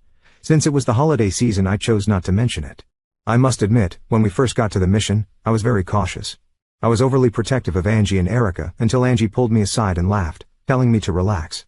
When I did, I was amazed at how both mother and daughter lit up the entire place. Angie, even in jeans and a t-shirt, naturally drew positive attention. Erica's no-fear attitude won the hearts of everyone there, both staff and guests. When she climbed onto an old bearded man's lap, I almost stepped in until Angie touched my arm and nodded for me to just watch. The man's smile as Erica laughed warmed my heart deeply. "Tommy boy," I scolded myself, "you're so spoiled and judgmental." The rest of the morning went well. I got to know several staff members and many of the visitors. The only noteworthy event was catching Erica munching on a cup of mashed potatoes and gravy. When I asked if she was supposed to be doing that, she grinned at me with gravy on her chin. "It's okay, Tommy Bear," she giggled. "They said I could have some. Besides," she whispered loudly, "Mama cooked dinner. This is better." I laughed, as did several others around us. Later, as we sat down for dinner at Angie's house, I was surprised again. Angie wasn't a bad cook. In fact, she was very good. But what we were eating explained Erica's earlier comment. It wasn't a traditional Thanksgiving meal. There was no huge turkey or mashed potatoes and gravy. We didn't have corn and butter, cranberry sauce from a can, green bean casserole, sweet potatoes, or pumpkin pie. Instead, we had a spicy kale salad, curried pumpkin soup, apple parsnip mash, kale and butternut squash stuffing, and herb-stuffed turkey breast. Surprisingly, the food was good. Actually, better than good. Angie beamed as I complimented her while we cleaned up. I saw Angie staring at me. "Thank you," she said softly so Erica wouldn't hear. I looked at her puzzled. She smiled and said, "Thank you for trusting me and not filling up on mashed potatoes and gravy at the mission. Yes, I know my little monster isn't thrilled about eating healthy." We both laughed, and I told her again how wonderful dinner was. I then mentioned I'd made my 80-pound weight loss goal. "Good," she said dryly. "I've already bought my dress. I don't think you'll be disappointed. I've reserved 2 tickets for the ball for us as well." We stared at each other until she gave me a small smile. I had a feeling my life was about to change. I spent the next week getting everything ready. The Christmas ball tickets were expensive, but I was prepared for that. I rented my tux and even hired a limo service. When the night of the ball arrived, I was as nervous as a kid going to his first dance. I knocked on the front door and Mrs. Harper answered. "Why, Mr. Swanson?" she gushed. "You look very dashing tonight." "And you look lovely as always, Mrs. Harper," I replied. "Oh, stop it," she said, and then covered her mouth, hoping Erica hadn't heard. We turned to see Erica was distracted. We both chuckled. "Tommy Swanson," Mrs. Harper said, shaking her head. "I'd warn you about flattering Angie, but I've seen her dress." She grinned mischievously. Erica came into the room pouting with her lower lip out. I had to hold back a laugh. "Mama has a pretty blue dress, but I don't." "Hey, Goldilocks," I said, kneeling down. "How about we go shopping for one later?" "Okay," she said softly, hugging me. "But it won't be as pretty as Mama's. I'm sure we can find something close. You'll be just as pretty as she is." I looked up and saw Angie in a deep sapphire gown that fit her perfectly. Her blonde hair was elegantly pinned up, and a white gold necklace with diamond teardrops sparkled on her neck. She looked breathtaking, like an adult fairy princess. I stood there unable to speak. Angie smiled even more while Mrs. Harper laughed. "Angie," I finally managed to say, "you look incredible." "Thank you," she said, smiling broadly. "Hope you aren't disappointed." "Not possible," I said, taking her arm and leading her to the limo. The Hawthorne Hotel was fully decorated for the season. The old landmark was decked out in its finest for the Christmas ball. Even with all the shiny decorations and the crowd of people in suits and fancy dresses, Angie caught everyone's eye when she stepped out of the limo. Was she the most beautiful woman there? I thought so. If not, she was definitely in the top 3. The night started perfectly as I led her to the dance floor. I held this beautiful woman close as we danced. Her dress was so thin I could feel the warmth of her body. Her eyes sparkled and her smile widened as she felt my excitement growing. For the next hour she playfully teased me. I loved it. Even better, she turned down every man who asked her to dance. I knew I was her focus for the night, and that made me happy. I saw many people I recognized since this was one of the biggest events in Brownwood. I even saw Susie briefly. She looked stunning and was surrounded by several older, well-dressed men. Luckily, I managed to avoid her.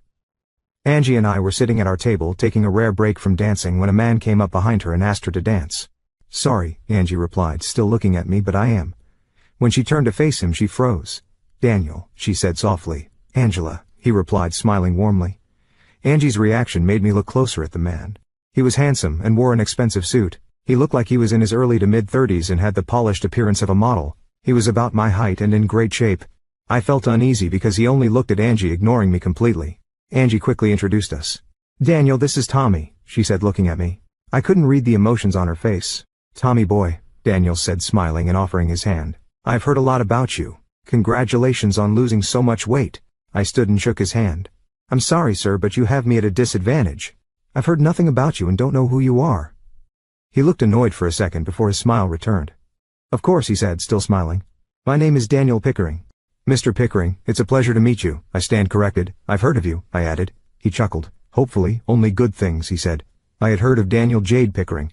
He was a well-known lawyer from the city, famous for being a charmer with big political dreams. In short, he was a shark, a very attractive and wealthy one, but still a shark. "Angie," he said, turning back to her. "You look absolutely amazing tonight." "Thank you, Dan. That's very kind. But I'll have to say no to the dance. I'm here with Tommy, and I plan to dance only with him tonight." "Of course, but you can't blame a guy for asking a beautiful woman to dance." He turned to me. "Tommy boy, it was very nice to meet you." "You too, Dan." "The pleasure is all mine," I replied, matching his fake politeness. After he left, Angie asked if we could step outside for a walk. I agreed and offered my arm. She took it, and we left our table, walking to the hotel's atrium. I could hear her heavy breathing as she tried to stay calm. Once we were far enough from everyone else, she stopped and turned to face me. "Tommy," she said softly with tears in her eyes. "I am so sorry. I can't believe he treated you like that." She shook her head and fought back tears. "That jerk," she hissed. "He's so full of himself. He knew I'd be here with you tonight." "A friend of yours, I guess?" I laughed, trying to lighten the mood. Her eyes went wide. "I knew, oh," I said, understanding. "That friend. He's usually not like this," she whispered. "He's normally very nice, but lately he's become more possessive." "Angie, you don't need to explain," I said calmly. "I know, but I want you to understand," she said. I nodded. I knew Daniel before Eric left. Actually, I've met most people here tonight thanks to Eric. He made sure I met every important person. After Eric left, Daniel helped me put my life back together. Tommy, Dan, and I were never exclusive, even though it felt like it sometimes. He's focused on his political career and loves public attention. That's not the life I want, and I'd never drag Erica into that mess. Dan also likes dating different women. I've known about at least a dozen he's been with in the past 3 years. "Angie, you don't need to explain. You've been clear from the start. We're just friends." "I get it, and I'm okay with it. You and Erica mean a lot to me. You're very important to us too. That's why I wanted you to know about my history with Dan. I feel embarrassed that he treated you that way. He had no right. And the way he called you Tommy boy like you were a child. I want you to know I only mentioned you to him twice. Once when we made our weight loss bet because he might hear rumors. The second time was when I told him I was shopping for my dress." "This dress?" I asked, nodding. "Yes, Tommy. I never talked about you behind your back. Understand?" "All right, Angie," I said gently. "I'm not upset, and I don't mind being called Tommy boy. Mr. Pickering would have to do a lot worse to really bother me. Angie, I'm just a regular guy out with the most beautiful woman in Brownwood. I know people will look and judge, but I'm fine with it because you've made tonight very special for me. Not just because of how you look, but because you've respected my feelings all evening. That means a lot. Miss Miles, I'm really thankful to you for that. Since our evening isn't over yet, I'd love to dance with you. Why don't we stop by the restrooms outside the ballroom so you can freshen up?" She smiled, reached up and kissed me on the cheek. "Thank you, Tommy boy. Thank you for being so understanding." "Please, Angie," I said with a low growl. "Don't tell me I'm a gentleman or a nice guy. I don't want to be reminded how safe I am tonight." She looked at me for a moment, then smiled. "Okay, stop. Good," she said, laughing. "Let's go dance." We started walking back to the ballroom. I hoped we could recapture the mood of the evening. Angie told me it might take a bit to redo her makeup, so I should take a seat or go back into the ballroom. I told her I'd wait right there. I saw and greeted a few familiar faces as I tried to wait patiently. Then I heard an unwelcome voice. "Wow, you've changed," said a voice behind me. "You've lost a lot of weight." I turned slowly and forced a polite smile. "Leah," I said flatly, "you look good." It was a small lie. She was still attractive, but the black flowing dress she wore couldn't hide the extra weight. She'd clearly put on a few more pounds. Standing beside her was the bookish guy I'd run into earlier. He was very well dressed, but unlike last time, he had his arm loosely around her waist, and I did lose weight. I continued about 140 pounds right after the divorce. Recently, I lost another 80 pounds. Was that rude? Probably, but I didn't want to pretend to be nice to her. My response seemed to shock Leah and her date. While I didn't like Leah, I had nothing against him. "Hello," I said casually, offering my hand. "My name is Tom Swanson. I don't think we were properly introduced last time we met."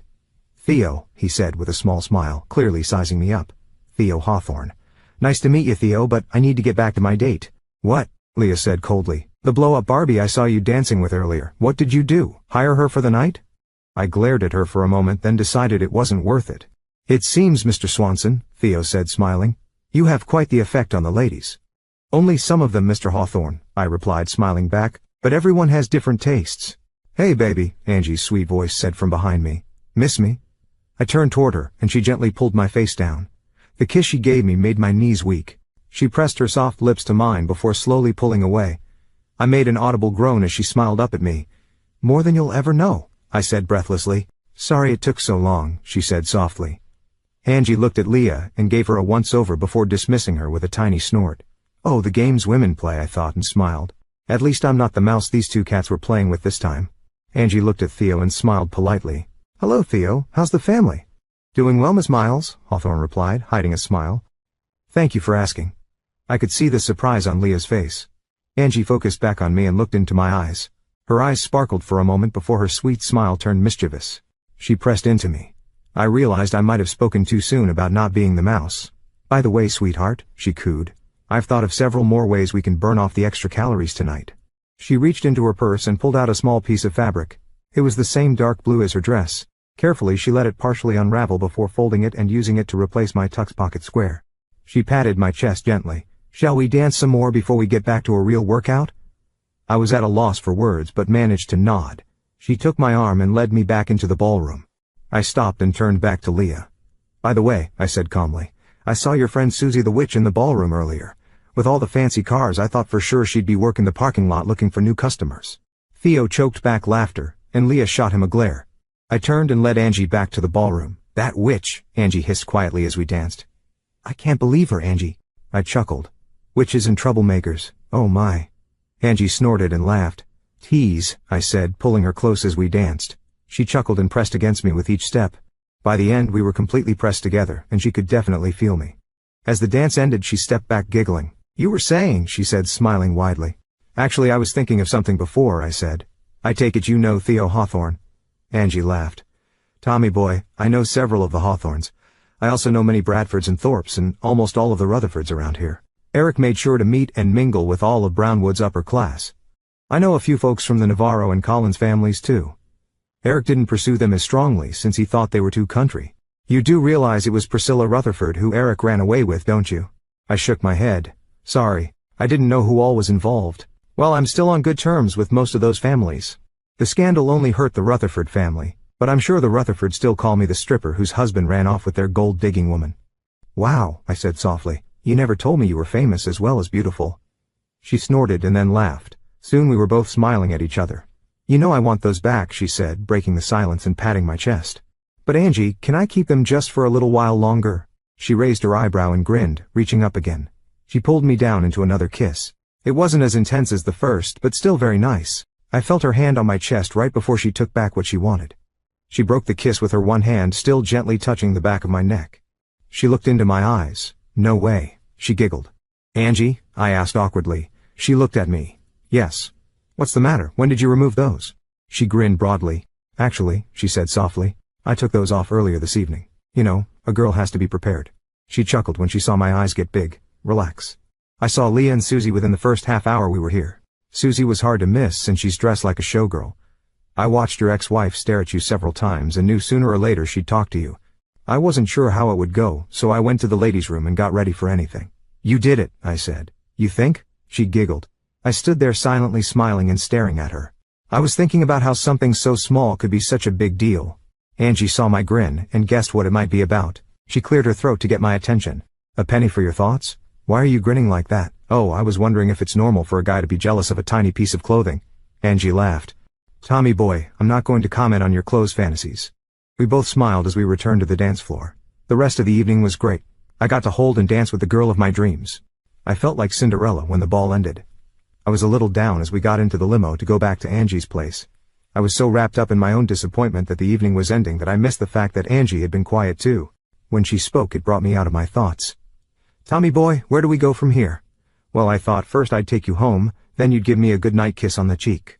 Then I'd grab one of your other cheeks, then you'd slap the cheek you just kissed. The perfect ending to a perfect night. She laughed a little. That's not what I meant. But just so you know, I don't slap since I'm good at kickboxing. I meant what happens now that you've made your weight goal. I don't know, I said slowly. I'll probably cut down on the number of workouts. But we'll keep the eating plan the same. It's just, she said, trying to find the right words. I don't want you to stop. I really want you to push for the last 20 pounds to reach 100. She spoke like a mother explaining something to a small child. You are more than you realize. You have an incredible strength that you only use now and then. That 100-pound goal is more than just another 20 pounds. It's the beginning of a whole new life for you. I chuckled. Anyone ever tell you that you make a great cheerleader? Well, actually, I've got the outfit in my closet. Really? I said, instantly interested. No, you joker. She snorted and laughed. I do have an outfit I'm going to wear Saturday, but you'll have to agree to go with us to a Christmas party in the children's ward at the hospital. I stared at her silently, and I dress like Santa's helpers for the party. Would I have to dress up? I said, worried. No, we already have a Santa, and I don't think I want to scare Erica or any of the children with you dressed up like Rudolph with a red nose and antlers. It might emotionally scar them. Ouch, I said, pretending to be hurt. We chuckled to ourselves, trying to forget that image. Tommy boy, she said softly, breaking the silence. That goal seems impossible to you, but I know you can do it. When you reach it, maybe you'll see that things you thought were impossible are actually possible. It'll be a whole new world. Shouldn't we be on some magic carpet with a genie or something? I said, laughing. Oh boy, she said, and laughed as well. I've got to stop watching so many Disney movies. We both sat there and smiled, knowing Erica would never let it happen. Seriously, Tommy boy? Please think about it. Maybe we can come up with something as a nice reward. I snorted. Not that, she said, chuckling, then becoming very silent. I escorted 2 Christmas elves into Sacred Heart Hospital Saturday morning for the children's Christmas party. The little one was the cutest elf ever. Okay. Maybe I was a little biased, but with her little green elf skirt, vest, hat, Christmas-decorated white tights and elf shoes, I thought she looked adorable. Her mom was dressed exactly like her. Oh my God, she was completely covered. But there's something tricky when a pretty woman dresses like a child. She was trying to be cute and not too attractive, but oh my God. Every time I looked at her, my thoughts went down a very Christmas fantasy path. I was afraid to look at her, much to her amusement. She knew she still looked good even without trying. For years, she had worked on fitting that image. She told me that the guy who played Santa every year would only do it if she dressed up as his helper. When we got to the children's ward, there were about 40 or 50 people. Only a few were patients. The rest were family and hospital staff. Erica went over to one of the little girls and started talking. Then an orange-haired nurse came over to us. Angie, Bree whispered. We have a small problem. Teddy got sick last night and can't make it today. We need a new Santa. I'd usually ask my Zach to do it, but he's out of town. As a last option, one of the dads might agree to do it. Angie grinned. That's okay. I'm sure we can find someone else to play Santa for a couple of hours. Both women turned and stared at me. Their smiles left no doubt. I was the choice. 10 minutes later I was Santa. It wasn't too bad. The costume was fine. I even felt good needing extra padding to fill it out. Then came the kids. No child should spend Christmas in the hospital. Most people would agree. But that's life, isn't it? I spent the next hour saying ho ho ho and joking with the kids. Then I made a mistake. I asked each child what they wanted for Christmas. I started with those in bed, then let others sit on my lap. Most kids shouted their wishes. Some whispered them in my ear. Some wishes broke my heart. Santa isn't supposed to cry, but I looked at Angie and saw tears in her eyes too. I kept pretending till the end, gave out small presents, then made my grand exit. In a back room, I sat down feeling worn out. Angie and Bree followed me, thanking me again and again. Angie said there was still one more little girl who wanted to sit on Santa's lap. Ho ho ho, little girl. I chuckled. Would you like to tell Santa what you want for Christmas? Angie laughed. In your dreams, Santa. Both women smiled. I played along. Now, Angie said, still smiling, I'll go get her. She knows it's me. Right? I asked. Angie smiled. Nope. I told her you were taking care of Santa's sleigh while he was here. She opened the door, giving me a knowing look. By the way, Santa, I've been very good this year, she teased. I groaned as Bree laughed. Angie returned moments later with Erica and some hospital staff. Erica hopped on my lap and grinned. Hi Santa, remember me? Oh yes, I said in my Santa voice. I've been watching you closely. Her eyes grew wide. Oh yes, I continued. I always watch Good Little Girls. Erica smiled. I glanced at her mom and saw Angie and Bree laughing. Erica chatted for a bit before getting serious. She asked if she could make her Christmas wish. I nodded. She leaned in and whispered, Santa, what I want for Christmas is a real daddy. I choked back tears as she sat back down. How could anyone leave this sweet little girl and her amazing mom? Then she added, oh, and a pink bicycle. Well, Santa will do his best on that one, I chuckled. That first one might take a bit longer. Santa has to find someone very special for such a good girl. Her eyes widened with recognition. Santa Bear, she giggled. Ho ho ho, I said, and whispered back, don't tell anyone. She squealed, laughed, then climbed down. Angie came over and sat on my lap. People around us cheered and laughed.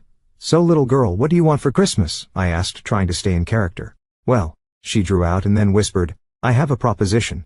I don't think Mrs. Claus would like that, I said loudly. The crowd laughed again. Angie smiled and whispered again, lose your 100 pounds, and I'll give you a surprise you won't forget.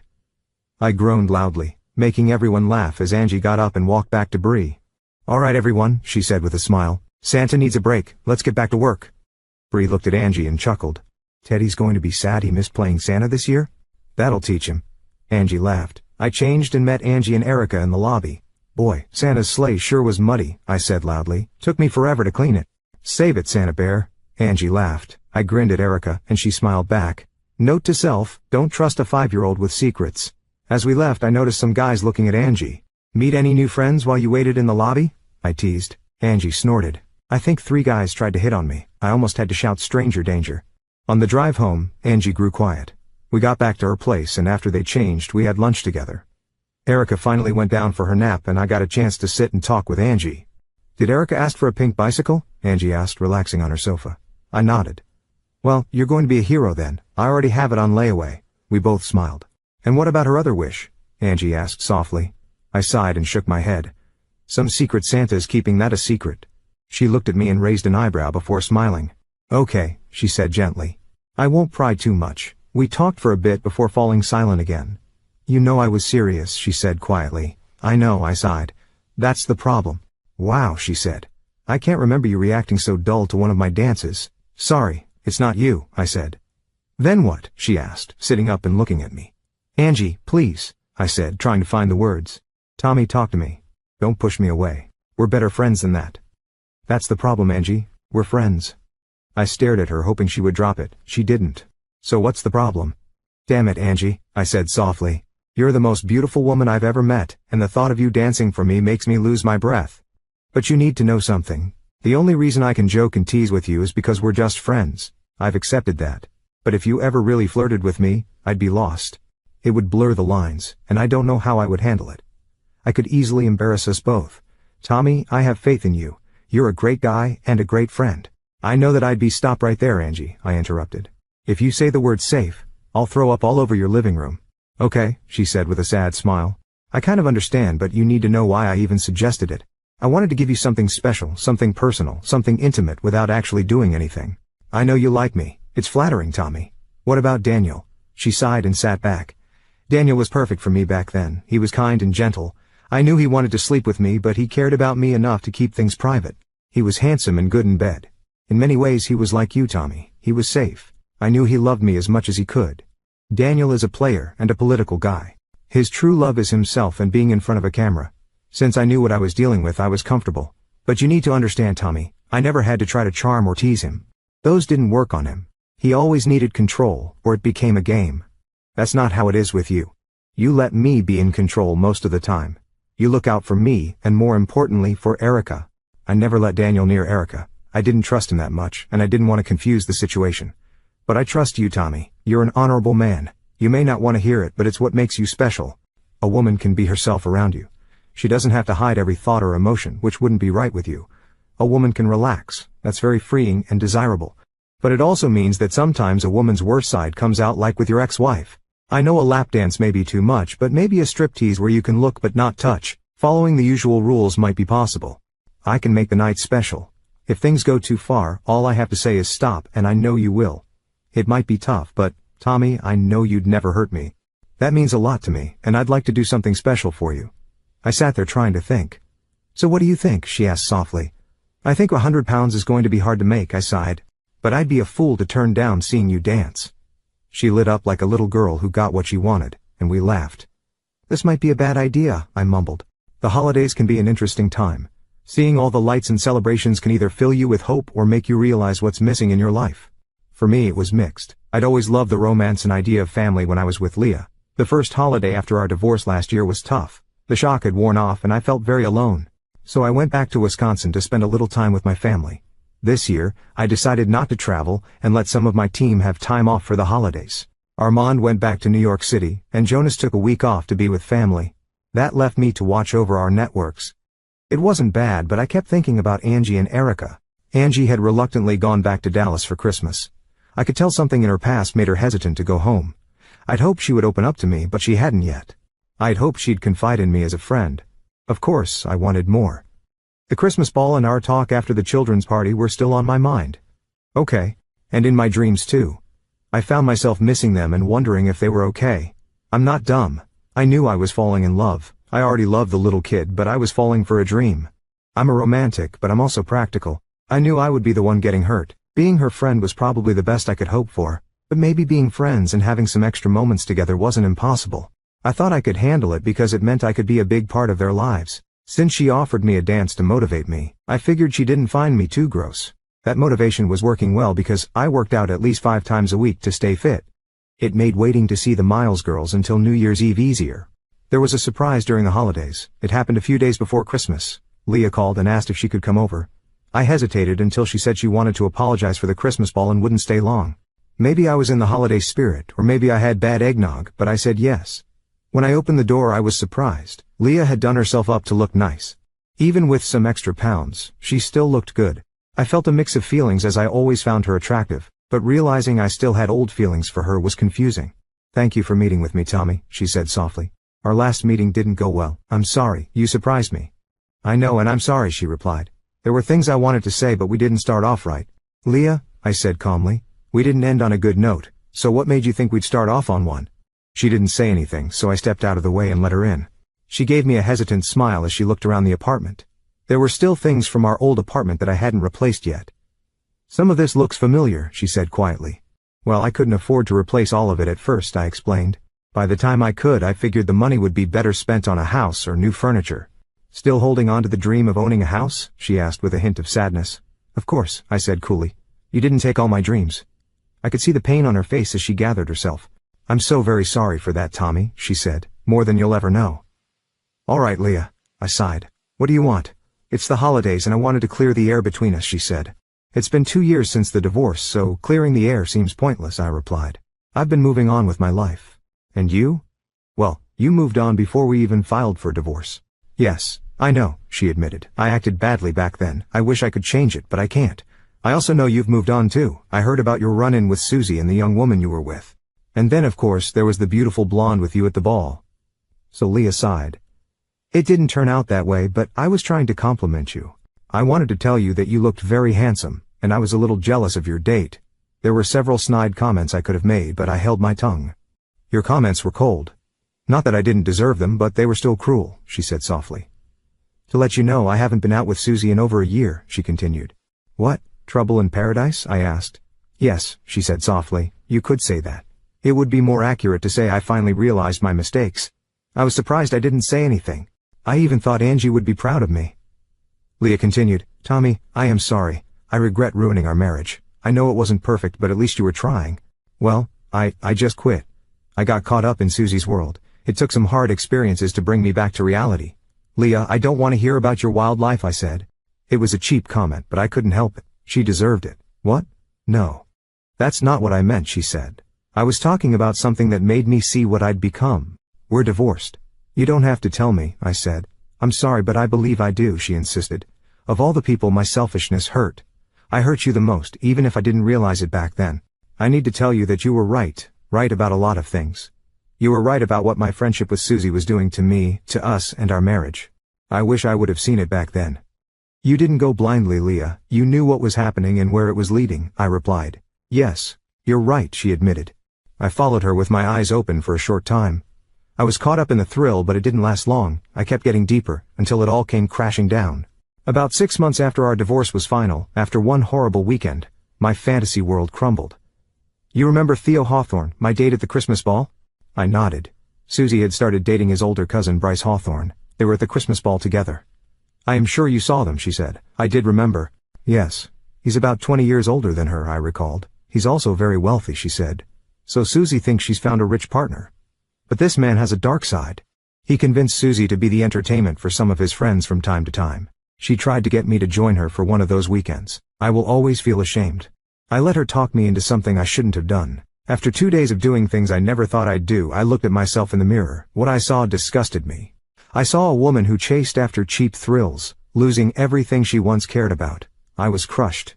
Not only did I ruin my marriage, but I lost all my self-respect too. I can't tell you how embarrassed I felt talking to my family and the few friends who still spoke to me. They all told me how they felt and reminded me of how badly I treated you. I know it's too late, but I want to say I'm sorry. I'm sorry I did this to us. I'm sorry I destroyed our dreams together. You might not want to hear it, but I still care about you. So what about Theo? I asked, trying to stay calm. Leah gave a weak smile. Theo and I started dating shortly after that weekend. I was a mess, and he heard about it from Bryce. He checked on me a few times to make sure I was okay, even though he's about 10 years older than me. He's not a sugar daddy. We've been dating off and on for about a year, but nothing serious. Leah snorted a bitter laugh and continued. Theo and his job in the city lights and strobe lights. It's hard to be serious with someone who always has girls throwing themselves at him. Yeah, I said.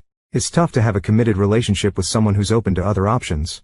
Leah's face fell, and it looked like she was about to cry. Don't think I don't see the irony in this, she said softly. Right now, I am just trying to put my life back together. I know what I did and what I lost, Tommy. I'm afraid I'll always love you. I know we'll never be together again, but I wanted you to know well, thank you for your apology, and you're right. We'll never be together again.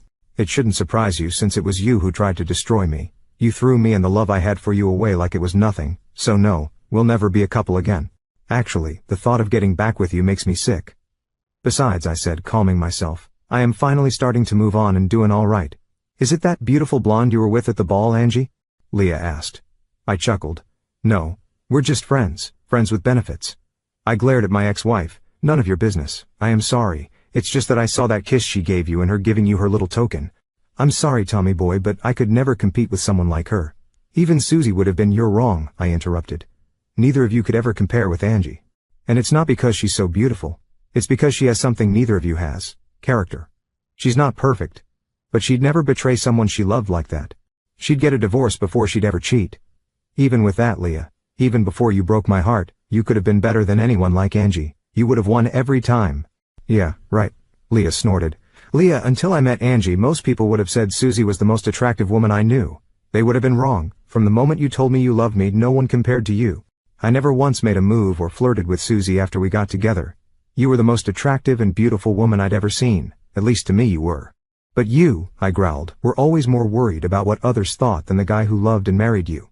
You let someone tell you our love wasn't worth fighting for, that it was your right to seek new experiences regardless of what anyone said. In the end, it was you who gave up on us. It was you and your so-called love for me that wasn't strong enough to keep you from cheating on me. That same love made you give up and look elsewhere without ever fighting for our marriage. It was your love that wouldn't protect us or protect me. So telling me you still love me doesn't mean anything, I said, trying to stay calm. I can do without that kind of love. I know, she whispered with tears running down her face. I guess I'm sorry, I continued, but I am not sure what you expected or hoped for with this visit. I'd wish you a good life, but it would be a lie. My Christmas wish is to never think of you again. Thankfully, I'm getting there. As for Susie, I hope she gets what's coming to her. Leah stood up and quietly walked to the door. She opened it and stopped. Even though she wasn't facing me, I could see her shoulders shaking as she cried. I'm sorry, Tommy boy. I know it doesn't mean much now, but I truly am. I hope you find someone who loves you like you once loved me. I started to say something, but all that came to mind was Merry Christmas or Happy Holidays, and those seemed pretty hypocritical.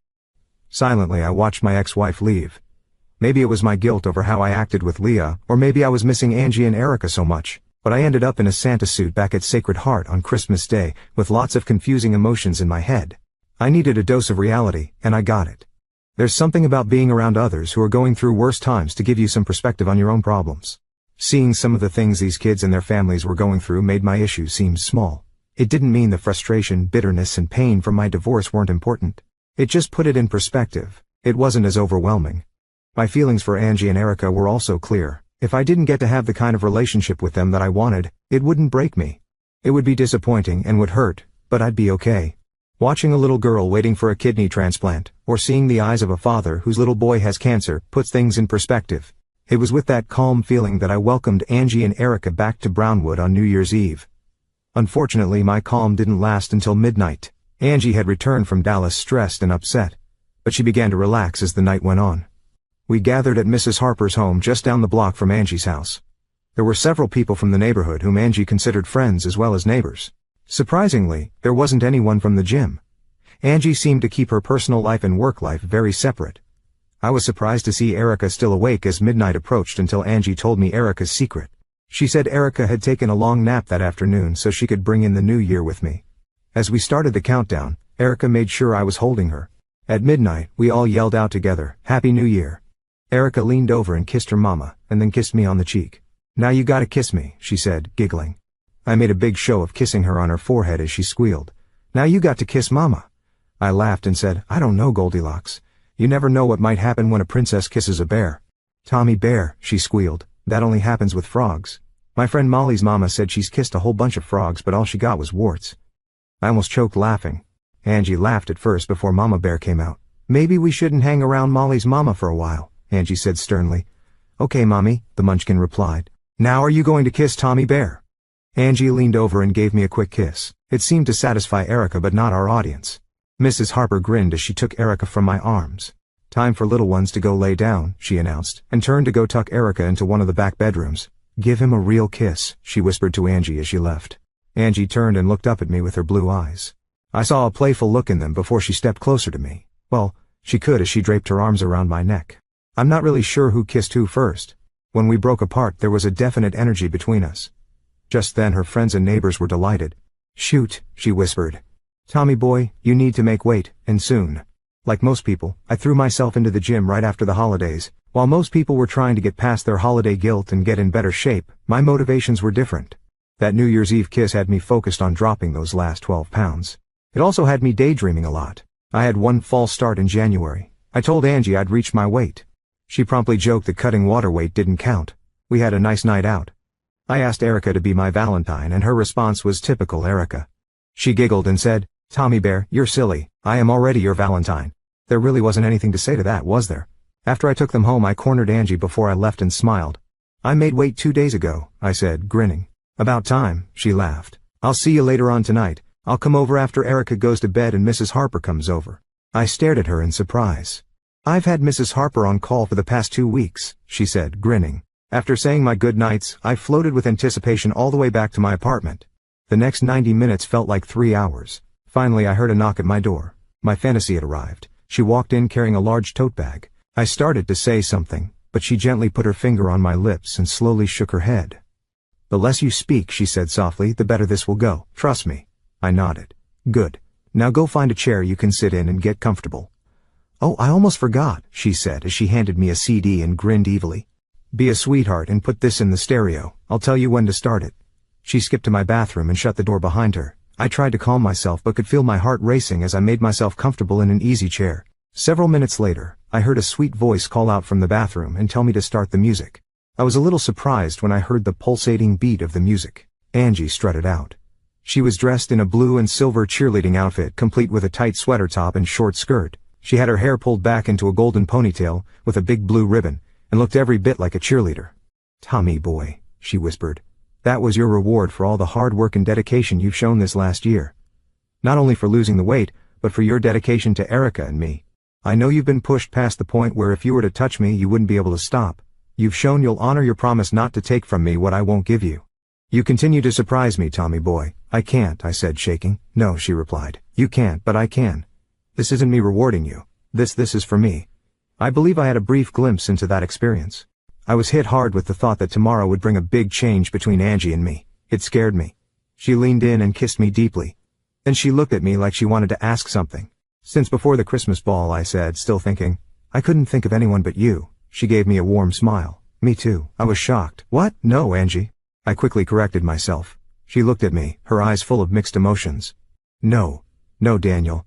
Not since before I bought my dress for the ball. He acted badly that night even though we weren't together. He can still be possessive sometimes. Thinking about being with you these last 2 months has been more exciting than I thought, especially after that New Year's Eve kiss. I understood that we were going further than just thinking about it. The waiting made me more nervous than I had been in a while. "I'm sorry I crossed the line," I said. She laughed a bit and smiled. "I'm kind of sorry too." I tried to calm my thoughts. Angie laughed and then covered her mouth. "Erica is at Mrs. Harper's tonight," she whispered and nodded. "We have some time." I grunted as I tried to stand with Angie still wrapped around me. We both laughed as I carried us to my bedroom. Once there I turned on a small lamp and started to set Angie down, much to her amusement. She lay back and smirked at me. "What?" she asked playfully. "You are the most amazing person I've ever met," I said softly. "This is the best gift I've ever received." We spent the night together, close and happy, after we lay in each other's arms. "Tommy," she whispered softly. I thought she was joking or about to say something silly, but her question surprised me. "Was it everything you hoped for?" I wanted to shout and ask if she was serious. How could she not know? She had given me the best night of my life. How could someone so beautiful and strong feel so unsure? Then I realized I didn't know her as well as I thought. Even though she let me into her life and I knew her better than most, I still made guesses based on how she looked and acted. She was vulnerable. I paused to think how to answer. I could tell her how great tonight was and calm her fears, or I could tell her the whole truth even if it made me feel exposed. But she had opened up to me, so I hoped she wouldn't hurt me with her reaction. "Yes and no," I said softly. She stiffened. "Angie," I sighed, "yes. It was everything I dreamed of and more. Being with someone you dream about is rare, but it's not the most important thing." "Now I'm scared to hear what is," she said, trying to joke. "Making love to the woman I dream of," I said. Angie was silent for a moment, then breathed again. "Tommy," she began. "Relax, Angie," I said gently. "I'm not asking you to feel the same way, I know you don't. It's disappointing but understandable. The top of my list is to be with the love of my life. She'll be my dream girl, no matter what others think. The love will make it even better than just sex. I thought I had that with Leah, but I was wrong. It turned into a one-sided love that burned out. Angie, thank you for tonight. It was amazing, partly because you're beautiful, but also because you care for me even just as a friend. I know you tried to make tonight special and you did. But," I added softly, "even though you gave me your body, sometimes you seemed distant. I noticed it. Angie, I can't separate love and affection. I've had feelings for almost every woman I've been with. I couldn't just go out and be with someone casually. I tried that in college, but it left us both feeling empty." "So you had feelings for Tara?" Angie asked softly. "Of course," I replied. "You knew I would. That's why you sent her to me. You knew I wouldn't hurt her." "Yes." She smiled. "And you were as kind as I hoped you'd be. Tommy, you really helped Tara feel good about herself again." We lay quietly for a while, then she whispered, "So you have feelings for me?" "Please, Angie," I whispered. "You must know I love you as more than a friend. I know you think I just love your looks, but that's not true. I love so much more about you." She was still for a moment. Then I felt her hold back a sob. "You don't know me, Tommy boy," she whispered. "If you did, you wouldn't think of me as a dream girl." We lay in silence. I didn't know how to move forward without hurting her more. "Did you know I've been married twice?" she said softly. "No," I replied softly. "I didn't do that. The first time was when I lived in Dallas. Is that why it's hard to go back to Dallas?" She turned over and looked into my eyes. Slowly she nodded, and I saw tears forming. "Yes.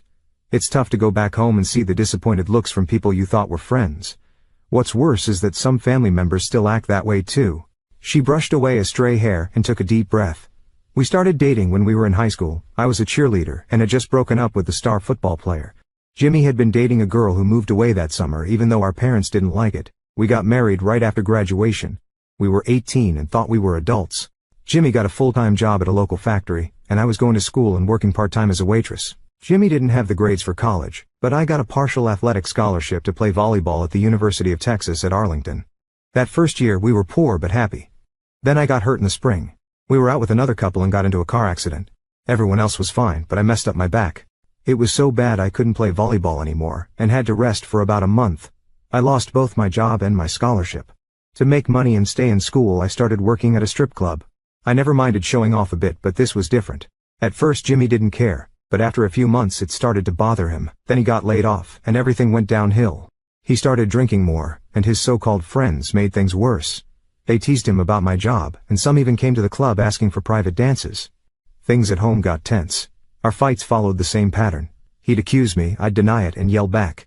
He wanted me to quit stripping, and I'd say I would if he could find a job to support us. It was a toxic cycle. Before long he became secretive about where he was going. I heard he was hanging out with his ex-girlfriend who had moved back to town. When I asked him, he denied it. One night, I left work early and went looking for him. I found his car at her house and the lights were dim. The next morning I asked him where he'd been. He said he was out with friends. I'd like to say I handled it well, but I didn't. I wanted to hurt him, so I had a one-night stand with one of his slimy friends. I'll always regret that choice. I knew it would hurt Jimmy. It did. Our fight was terrible. That's when I found out the truth. His ex-girlfriend had moved away because she was pregnant. She was supposed to have an abortion, but decided not to and never told Jimmy. So he found out he had a son. He wasn't cheating. He was going to see his kid and rock him to sleep. He didn't tell me because our marriage was already on shaky ground.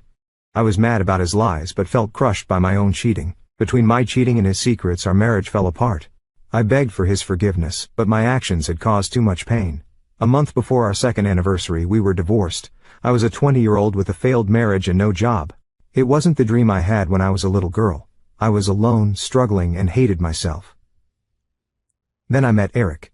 He was the manager at the gym I started going to. I thought things would get better, but they didn't. I ruined my first marriage and Eric wrecked my second one. So in the end, it comes down to this. Once a cheater, always a cheater. Right, she whispered. How can anyone love that? She turned away, and I held her while she cried. After a few minutes she grew quiet, and I thought she might have fallen asleep. I fought back my own tears after hearing her story. I gently kissed her on the back of the neck. Dang, Angie. I wish you could see yourself the way I see you. Her response surprised me and changed how I saw her. How do you see me? She asked softly. I almost missed the fear in her voice. I realized she thought she already knew what I saw. She thought I only wanted her for her looks, like every other man, and she had accepted that this was her life. My heart broke as I understood how her beauty had both helped and hurt her. I wish I were a poet to tell you what I feel in a way you'd love, but I'm not. What I am is a lucky guy holding the most beautiful person he's ever met. I won't say I love you because you wouldn't believe me. You'd think I was mixing up love with desire. And you'd be partly right. I do desire you, but it's more than that. What I see, Angie, is an amazing woman. Sadly, she has trouble believing it. She thinks no man will ever see past her beauty. She's wrong. I do love how you look, and I love feeling you close to me. I'll always remember tonight because of your wonderful kisses. I love the way your eyes light up when you talk about Erica, or the gym, or anything else you're proud of. I love the sound of your laugh. It makes me smile no matter how bad my day has been. At the gym, I see how you handle all the different people. You're smart and tough, but at home, you're very kind and caring. You're like a mama bear, always protecting your child and the people you love, but being strong all the time is hard for you. You're scared that if you let someone into your life, they might hurt you or Erica, and that fear makes you feel alone. You know your love and passion could overwhelm the man you fall for. You'd be his world with Erica as their brightest star. You'd be a gift to him, more precious than anything he could imagine. As you rested your hand on mine, I could feel your tears. Angel, I said, gently brushing back a strand of your hair and kissing your ear. You're an amazing woman. Thank you for this night. I'll never forget it. You placed my hand between yours and I held you tight until we both fell asleep. You stayed close and I felt your tears on my chest. Maybe our closeness reminded you of something sad from your past, or maybe you were worried I had disappointed you. These thoughts filled my mind until you gently stroked my face and smiled weakly. Thank you, Tommy boy, you said softly. I haven't let myself do that in a long time. You nuzzled into my chest, and I held you until you fell asleep. As I lay there, I thought to myself, maybe playing it safe isn't so bad after all. I don't remember how fast I fell asleep, but when I woke up the next morning, you were gone. I knew things would change, but I didn't know how much. The next few days were awkward. I tried to talk to you, but you avoided me. When we finally talked, it was clear you had your guard up. I thanked you for that night but promised I wouldn't bring it up again. You looked relieved. Over the next 2 weeks I saw you and Erica a few times, and it seemed like things were back to the way they were before the July 4. I wish things had been different, but I accepted it. We were friends, but that was all. That night was special, but I knew you could have any man. Why would you choose me? I kept reminding myself that I was the one who could get hurt if this went too far. Weeks passed, then something changed. There was a knock at my door, and I was surprised to see you. You had been crying. I quickly invited you in. Angie, what's wrong? Is Erica okay? No. She's fine, you said quickly. Tommy boy, I need to ask a favor. Can you hold me tonight just as a friend? You looked up at me with tears in your eyes. Please, how could I refuse? I took you to the couch and held you as you cried. I gently stroked your hair until you calmed down. Now do you want to tell me what's going on? You were quiet for a minute before you spoke. Eric called, you whispered. You took a moment to gather your thoughts and continued. He said he's moving back to town and wants to be part of Erica's life again. After 3 years, now he wants to be a part of her life. It's not fair. You cried and I comforted you. You could talk to a lawyer, I suggested. I can't do that, you said, shaking your head. I won't stop a parent from being in their child's life unless they're dangerous. Eric knows I won't keep him away. I need to protect Erica, but I won't stop him from trying to be her father. I couldn't do that to her. You cried harder. It's so unfair. Why did he have to come back now? Things were changing. How are things changing? I asked gently, hoping I might be part of that change. You looked into my eyes and sighed. I'm sorry, Angie, but I'm not sure what our relationship is right now, I said. You nodded and said, I know, and I'm sorry I've been so distant lately. That night was more than I expected. The closeness afterward was what really mattered. And then I would tell you those things that surprised me, Tommy boy, other than Eric. Mrs. Harper is the only person I've ever spoken to about my past here in Brownwood. That night, I felt so relaxed, so safe that I shared those things. When I woke you up, Angie surprised me by blushing slightly. She looked into my eyes and I could see a storm of emotions in them. It had been a long time since I felt something like that, not since the first year with Jimmy. To tell the truth, Tommy boy, it scared me a lot. I knew I was crossing lines, but I didn't realize how much. You said you didn't know what our relationship was now. I wish I could tell you, but I don't know either. I know I love you as a friend, but could we try being closer friends? I'm not sure you could handle it without wanting more. Honestly, I don't know if I could handle it either. That night changed things, but I don't know exactly how yet. Then Eric calls and all those feelings just add to the mess. I don't know how I feel about Eric now. I did love him since I married him, but he hurt Erica and me, and my feelings have changed. I am scared, Tommy boy. What if, when I see him, I find out that I still care for him? How do I handle that? He left us once before. I'm sorry, Tommy boy, I am a mess of emotions. I'm trying to be strong and protect Erica and myself, but I am failing. I need a place to think, a place where I feel safe. I know it's unfair to ask you to fill that role without knowing where you stand. I am ashamed, but that's where I am right now. I looked at her and sighed softly. I opened my arms, and she hugged me tightly. I held her as she cried softly. I tried not to think about how good she felt in my arms. I kept my feelings in check. It was bound to happen sooner or later. Brownwood isn't that big, and I still went to the gym 3 or 4 times a week. It wasn't a surprise when I ran into Eric there. What did surprise me was how he looked. He looked amazing, like a model. If I'd felt unsure about being with Angie before, now I felt twice as unsure. How could I think I could compete with guys like Daniel Pickering or this guy if they looked like that? They were like male models. Reality hit me hard, and it felt like a downpour. That's my excuse for acting like a jerk. My other excuse was that Eric Miles just seemed to bring out the worst in me. He was standing near the weights with some people around him. There were a few men and women looking at him, imagining things. The mood in the room was intense. I recognized a couple of guys and knew I should leave. I saw Rob Sutherland and Marcus Dixon laughing at something Eric said. I hadn't seen them at the gym before, but I'd heard they were regulars when Eric was around. I guess him coming back made them interested in the gym again. I knew Eric was back in Brownwood that very day. Angie was at my apartment that evening and in my arms. Her ex-husband's return had really shaken her. Her usual tough demeanor had been replaced by a scared young woman. In the next few weeks, Eric spent some time with Erica. Angie said it was clear Eric had other reasons besides wanting to be with his daughter again. She said he'd been very sorry for his actions. He asked her to forgive him every time he came over to see Erica. One evening, while I was holding Angie, I asked her if she was thinking of going back to him. She thought for a moment before replying, no. But she was surprised by the feelings she still had for him. After my run-in with Layla last Christmas, I could understand. I just held her and told her everything would be okay. I was a friend, a safe place for her to go. In some ways, it was an honor, but in others, it was really tough. I held a beautiful woman, but I couldn't kiss or touch her without ruining her safe space. In short, it was hard. I had that emotional storm in my head when I heard the voice, Tommy boy. Oh, no, Brandon. Tommy boy, come over here. I turned and saw the smiling face of my friend.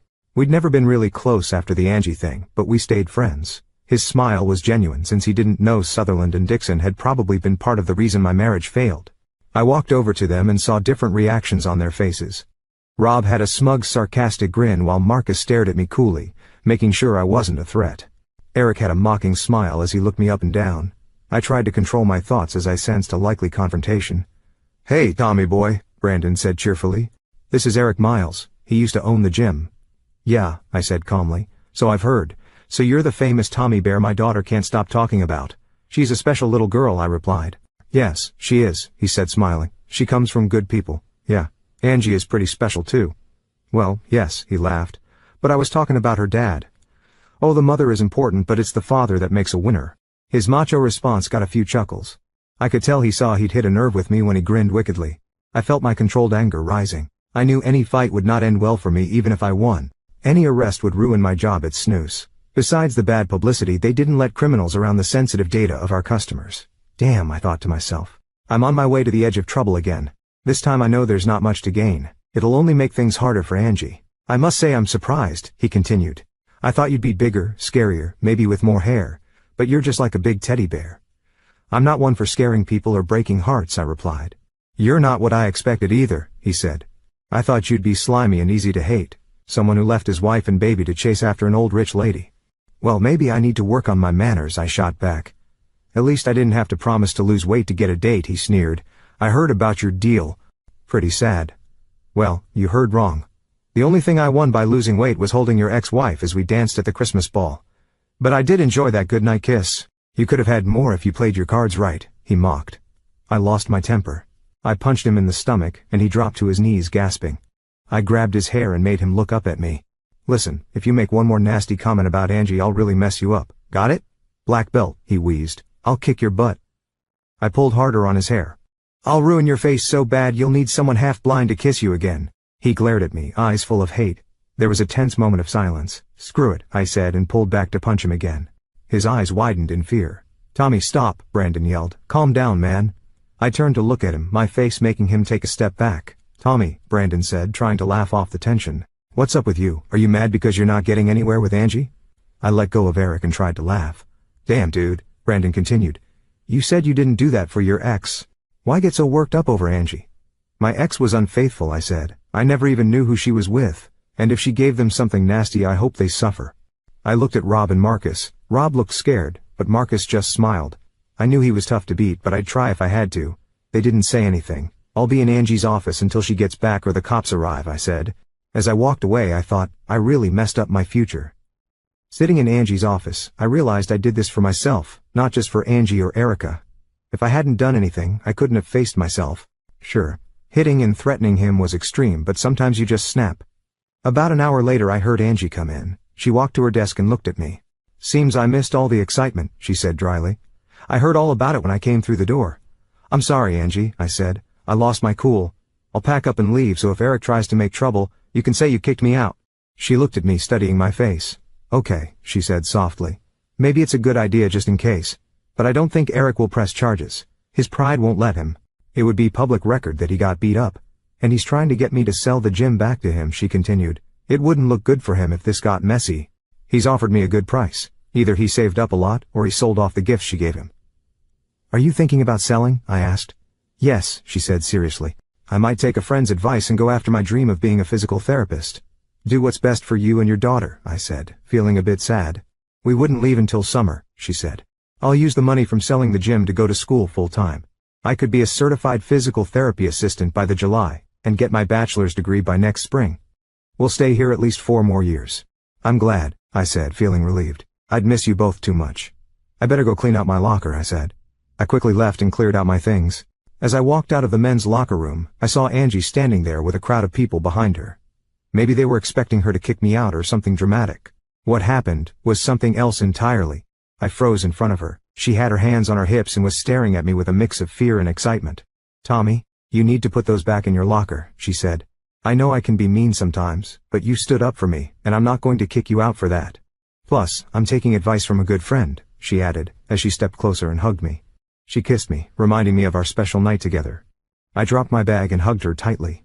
We only stopped kissing when we heard some whistles and cheers from the crowd. I looked into her blue eyes and felt like I could get lost in them.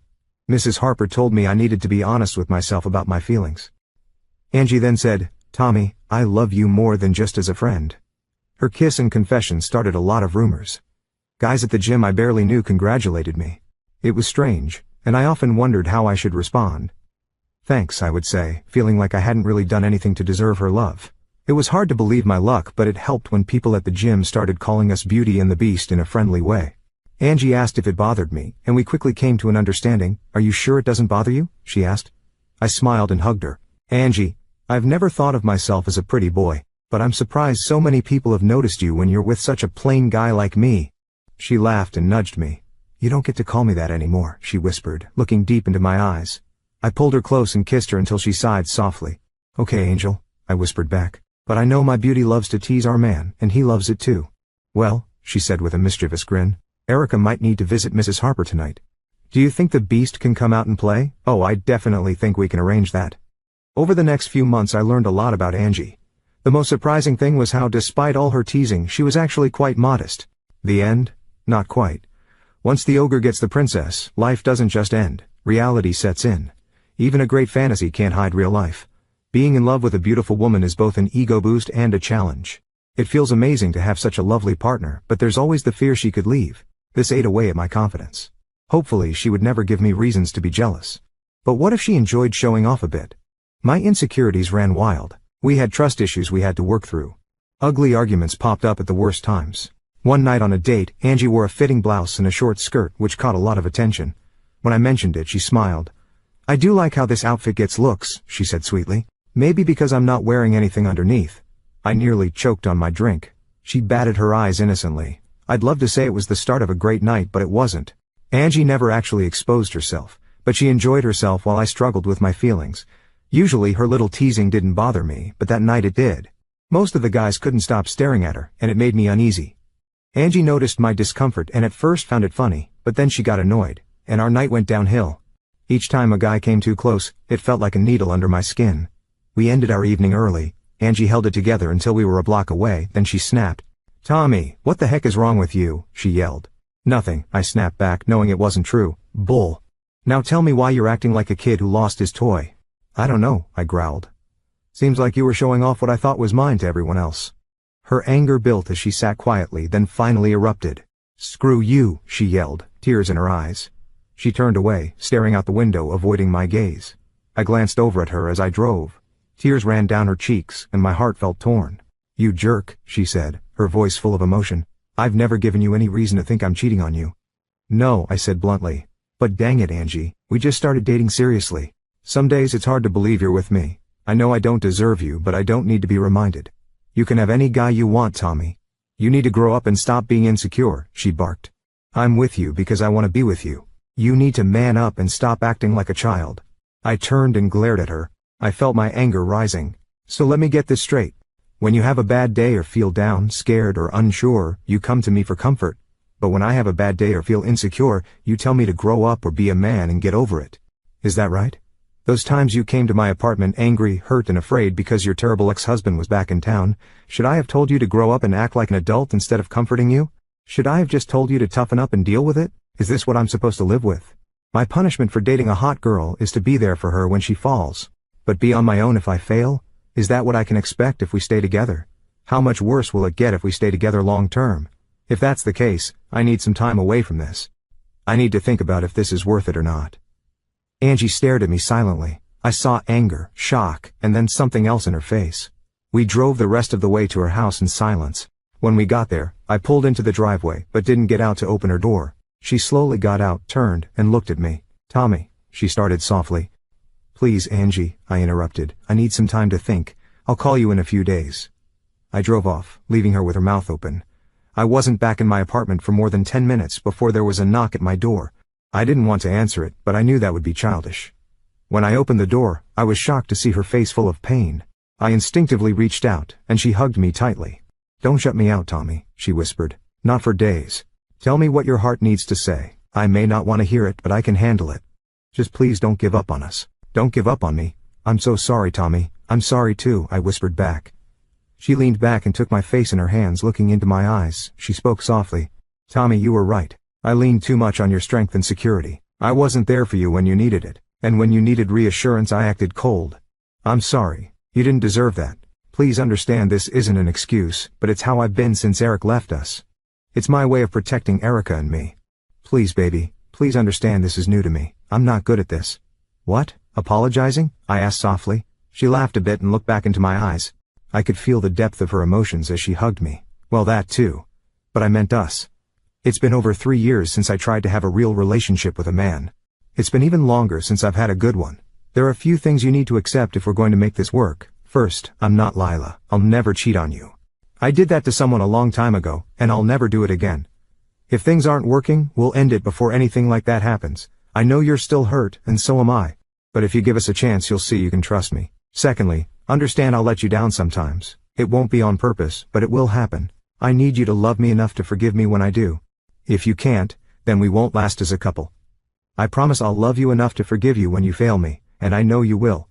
It might take me a while to get over my anger and disappointment, but I'll get there. I'll do it because I know you wouldn't hurt me on purpose. Lastly, you need to face facts. Yes, I could easily find another guy to be with, but I choose to be with you. It's your arms I want to hold me. It's your voice I want to hear through good times and bad. I think we could have something real here.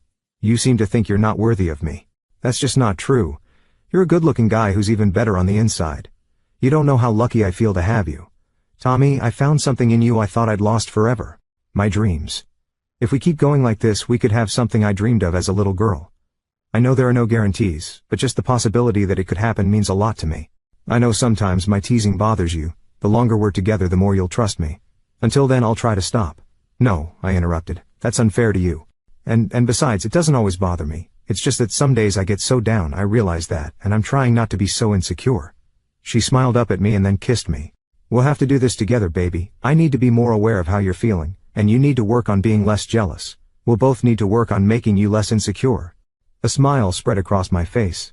Angie groaned and rolled her eyes. Sex doesn't solve everything, she laughed as she snuggled close to me. Maybe, I whispered in her ear, but it doesn't hurt. We both laughed. Working together, we began to deal with my worries so I could be okay with Angie's outgoing nature. There were lots of boundaries, similar to ones Leah had crossed years before without caring much. The turning point was when I decided to trust Angie as much as I could. I knew it wouldn't be easy, but Angie wasn't Leah. She had shown me she would fight for our relationship, so I had to try for Angie's sake. She too had trust issues to work through, especially from 2 broken marriages. And then there were the usual trust issues. Rich or beautiful people often face this. Is someone in love with them or just their looks or money? It's a tough thing to figure out. There are always those who want a comfortable life or just a pretty face in bed. It made sense, but it didn't make it easier. We grew closer by fighting our battles together. By the end of spring, the 3 of us, me, Angie, and Erica, were almost always together. Angie seemed nervous about selling the gym. She wanted to talk to me about it. One day she laughed, threw her arms around me, and gave me a big kiss. After pulling back, she smiled warmly into my eyes. We were helping each other with our fears and worries, and falling in love even more was a great bonus. A month later, Angie sold the gym. It was a bittersweet day. I knew I probably wouldn't see friends from the gym as much anymore. Saying goodbye to some friends was hard. Brandon, with his usual cheeky comments, would be missed. Tara had graduated but was still in town because her relationship with Jeremy was getting serious. They were discussing future plans. I was happy for her. Angie sold the gym to Eric, taking a lower offer so that he would give up any parental rights to Erica. Eric signed the papers without hesitation. Angie said she wanted him out of their lives completely. She hinted that someday, Erica would have a new father who would be her father in every way. I was still thinking about this when Angie had her breast reduction surgery 3 weeks after the gym sale. She said she didn't want or need them anymore, and that they reminded her of a past she wanted to leave behind. She looked even more beautiful after the surgery, although it took me a while to get over my own new insecurities about her appearance. Over time, our relationship grew stronger, and I went back to Dallas with Angie and Erica at the end of summer. We went to a family cookout in August and I met her family. They weren't as bad as I thought. Most were down-to-earth people who loved Angie but didn't agree with all her choices. Her father was supportive of her but hadn't liked her marriage to Eric and hated him. Some relatives disapproved because of their religious beliefs, or because they were still close to Jimmy. There were lots of snide comments about Angie's past. At first I stayed close to Angie, but soon found myself talking to a group of her relatives. Angie's mother was listening quietly while Aunt Rebecca was asking me about my past and family. It didn't bother me, because Rebecca seemed to be on Angie's side. When Rebecca hinted I might hear unpleasant things about Angie's past, I didn't hold back. I can't believe anyone would talk badly about a woman in front of the man who loves her, I said loudly. An eerie silence followed. Angie's mother's eyes grew wide and Rebecca laughed. Soon my words had spread throughout the party. I wasn't sure if I had made a mistake. I felt someone sit closely beside me and turned to see Angie looking at the crowd. So you love me, she said, trying not to smile. Well, duh, I snorted. Hell, Angel. I'd shout it out in public if I knew it wouldn't embarrass you. She grinned at me. Yeah. That could get embarrassing pretty quickly, she said. Now people are asking me when we're getting married, not if I knew your answer, I said softly. I was planning to ask during halftime at a Crusader football game this fall. Her head snapped around, and she stared at me with her hand over her mouth. I saw tears in her eyes. Really? She whispered. Yeah, I said. But I need to be sure of your answer before asking in front of so many people. I don't think I could handle getting turned down. She stared at me, and I couldn't tell if she was scared or excited. I looked out at the crowd of Angie's relatives. No guts, I heard her whisper softly.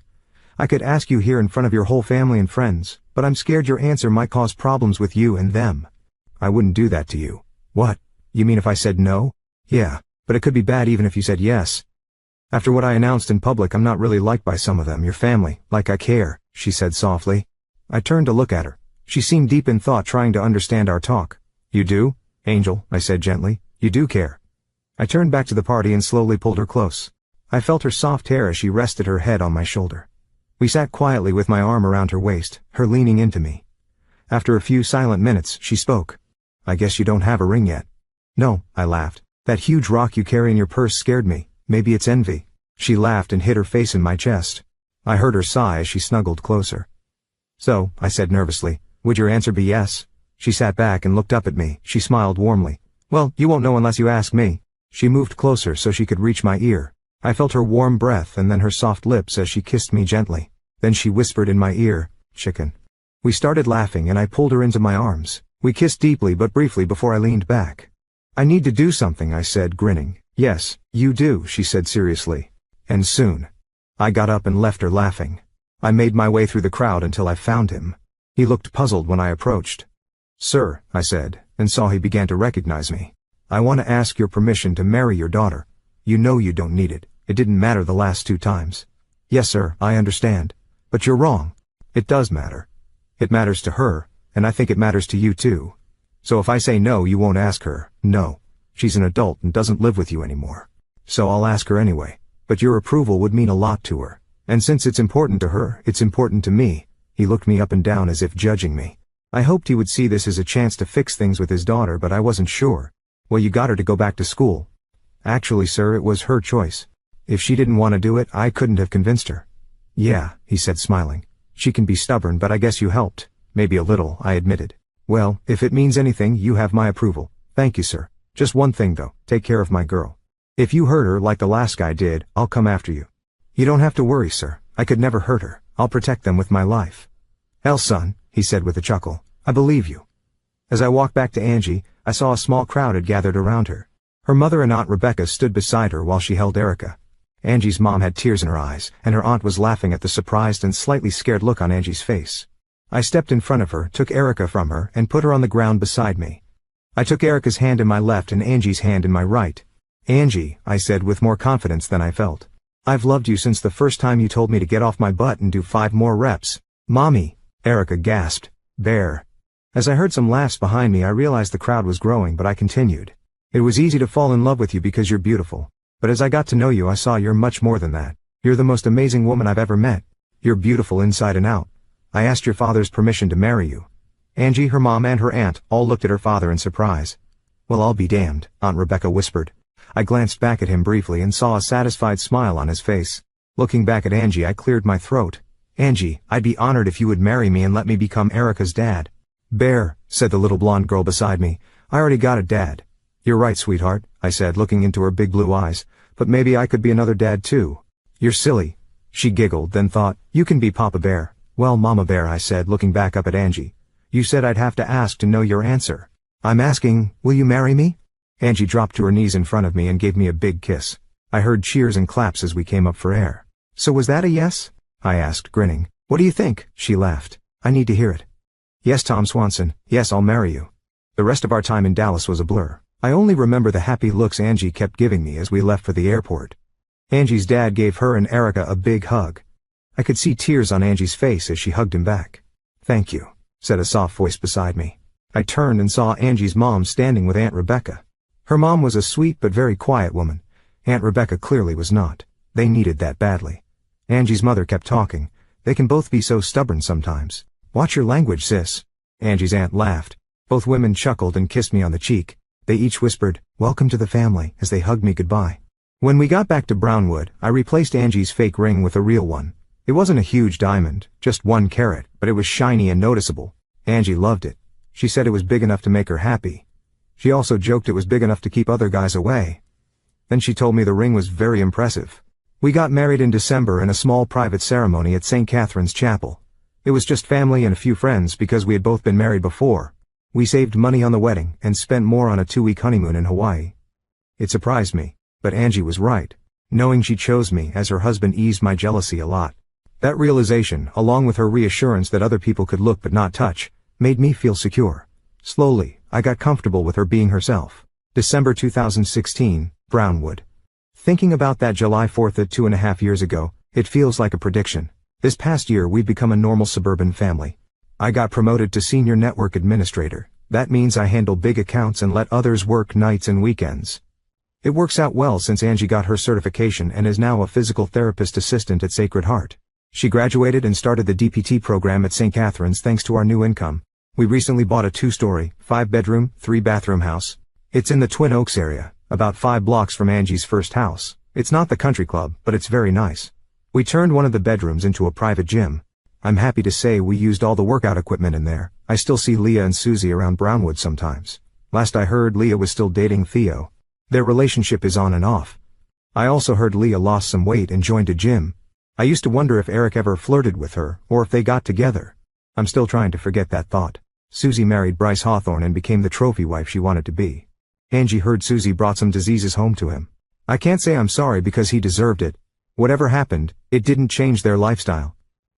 People still say he lets his friends and business partners spend time with her. Maybe that's the life Susie wanted, or maybe not. I won't deny that the idea of Susie being stuck in a bad situation makes me smile, but I don't think about her or Leah much. Everyone makes their own choices, and I have enough to handle with 2 beautiful blondes in my life. Right now, they're waiting for me to take them to the Christmas ball. Both my wife and daughter look amazing in their sapphire dresses. Yes, she's my daughter. I adopted her without hesitation. Hopefully there won't be too many guys coming to our table this year. Erica is a beauty, but she's only 6. And Angie has her ring, her child, her husband, and is clearly expecting another baby. Erica has already named her future sibling Baby Bear for our fairy tale life. Tonight might be a bit uncomfortable. I thought Angie looked beautiful with her baby bump, and was having a hard time keeping my hands off her while she finished her makeup. Life goes on. If you enjoyed watching this video and want to stay updated with our latest content, don't forget to hit that subscribe button and turn on notifications. Thanks for watching, take care, good luck. After listening to today's story, perhaps it has raised some new questions in your mind, or maybe it has brought back some old memories. Every day on Reddit, new experiences and moments create fresh stories, and they connect all of us. Everyone has their own unique journey in life, and we all try to understand the world in our own way. These kinds of moments remind us that we are all human, sometimes happy, sometimes sad, and always learning something new. If you enjoyed this story, feel free to share it with your friends. Your thoughts and feedback are always valuable to us, as they motivate us to create even better content. Every story has its own unique angle, and our goal is to understand everyone's perspective and make our content diverse and relatable. Stories like these help us realize that life's journey is different for everyone, and by hearing other stories, we learn something new. You can also share your own stories with us. Your experiences are valuable to us as well, and if you enjoyed this video, please leave your feedback. We aim to create content that brightens your mind and gives you new ideas every time. If you've already seen this video before, your feedback is still important. With every piece of feedback, we can improve our content and bring a new perspective to our viewers. Today, what we saw was just a small part of the many stories shared on Reddit and across the world. It's a reminder of how we all try to understand life by sharing our experiences with each other. This video was only an example of how we try to connect with others through storytelling, learning about different sides of life. We hope to continue sharing such stories that help us all learn and grow together. Thank you for your time, and don't forget to keep an eye out for more stories coming soon. If you haven't already, please like and follow for more amazing content. Your support keeps us going, and we will strive to bring you more thought-provoking and heartwarming stories. Until next time, take care and stay curious. **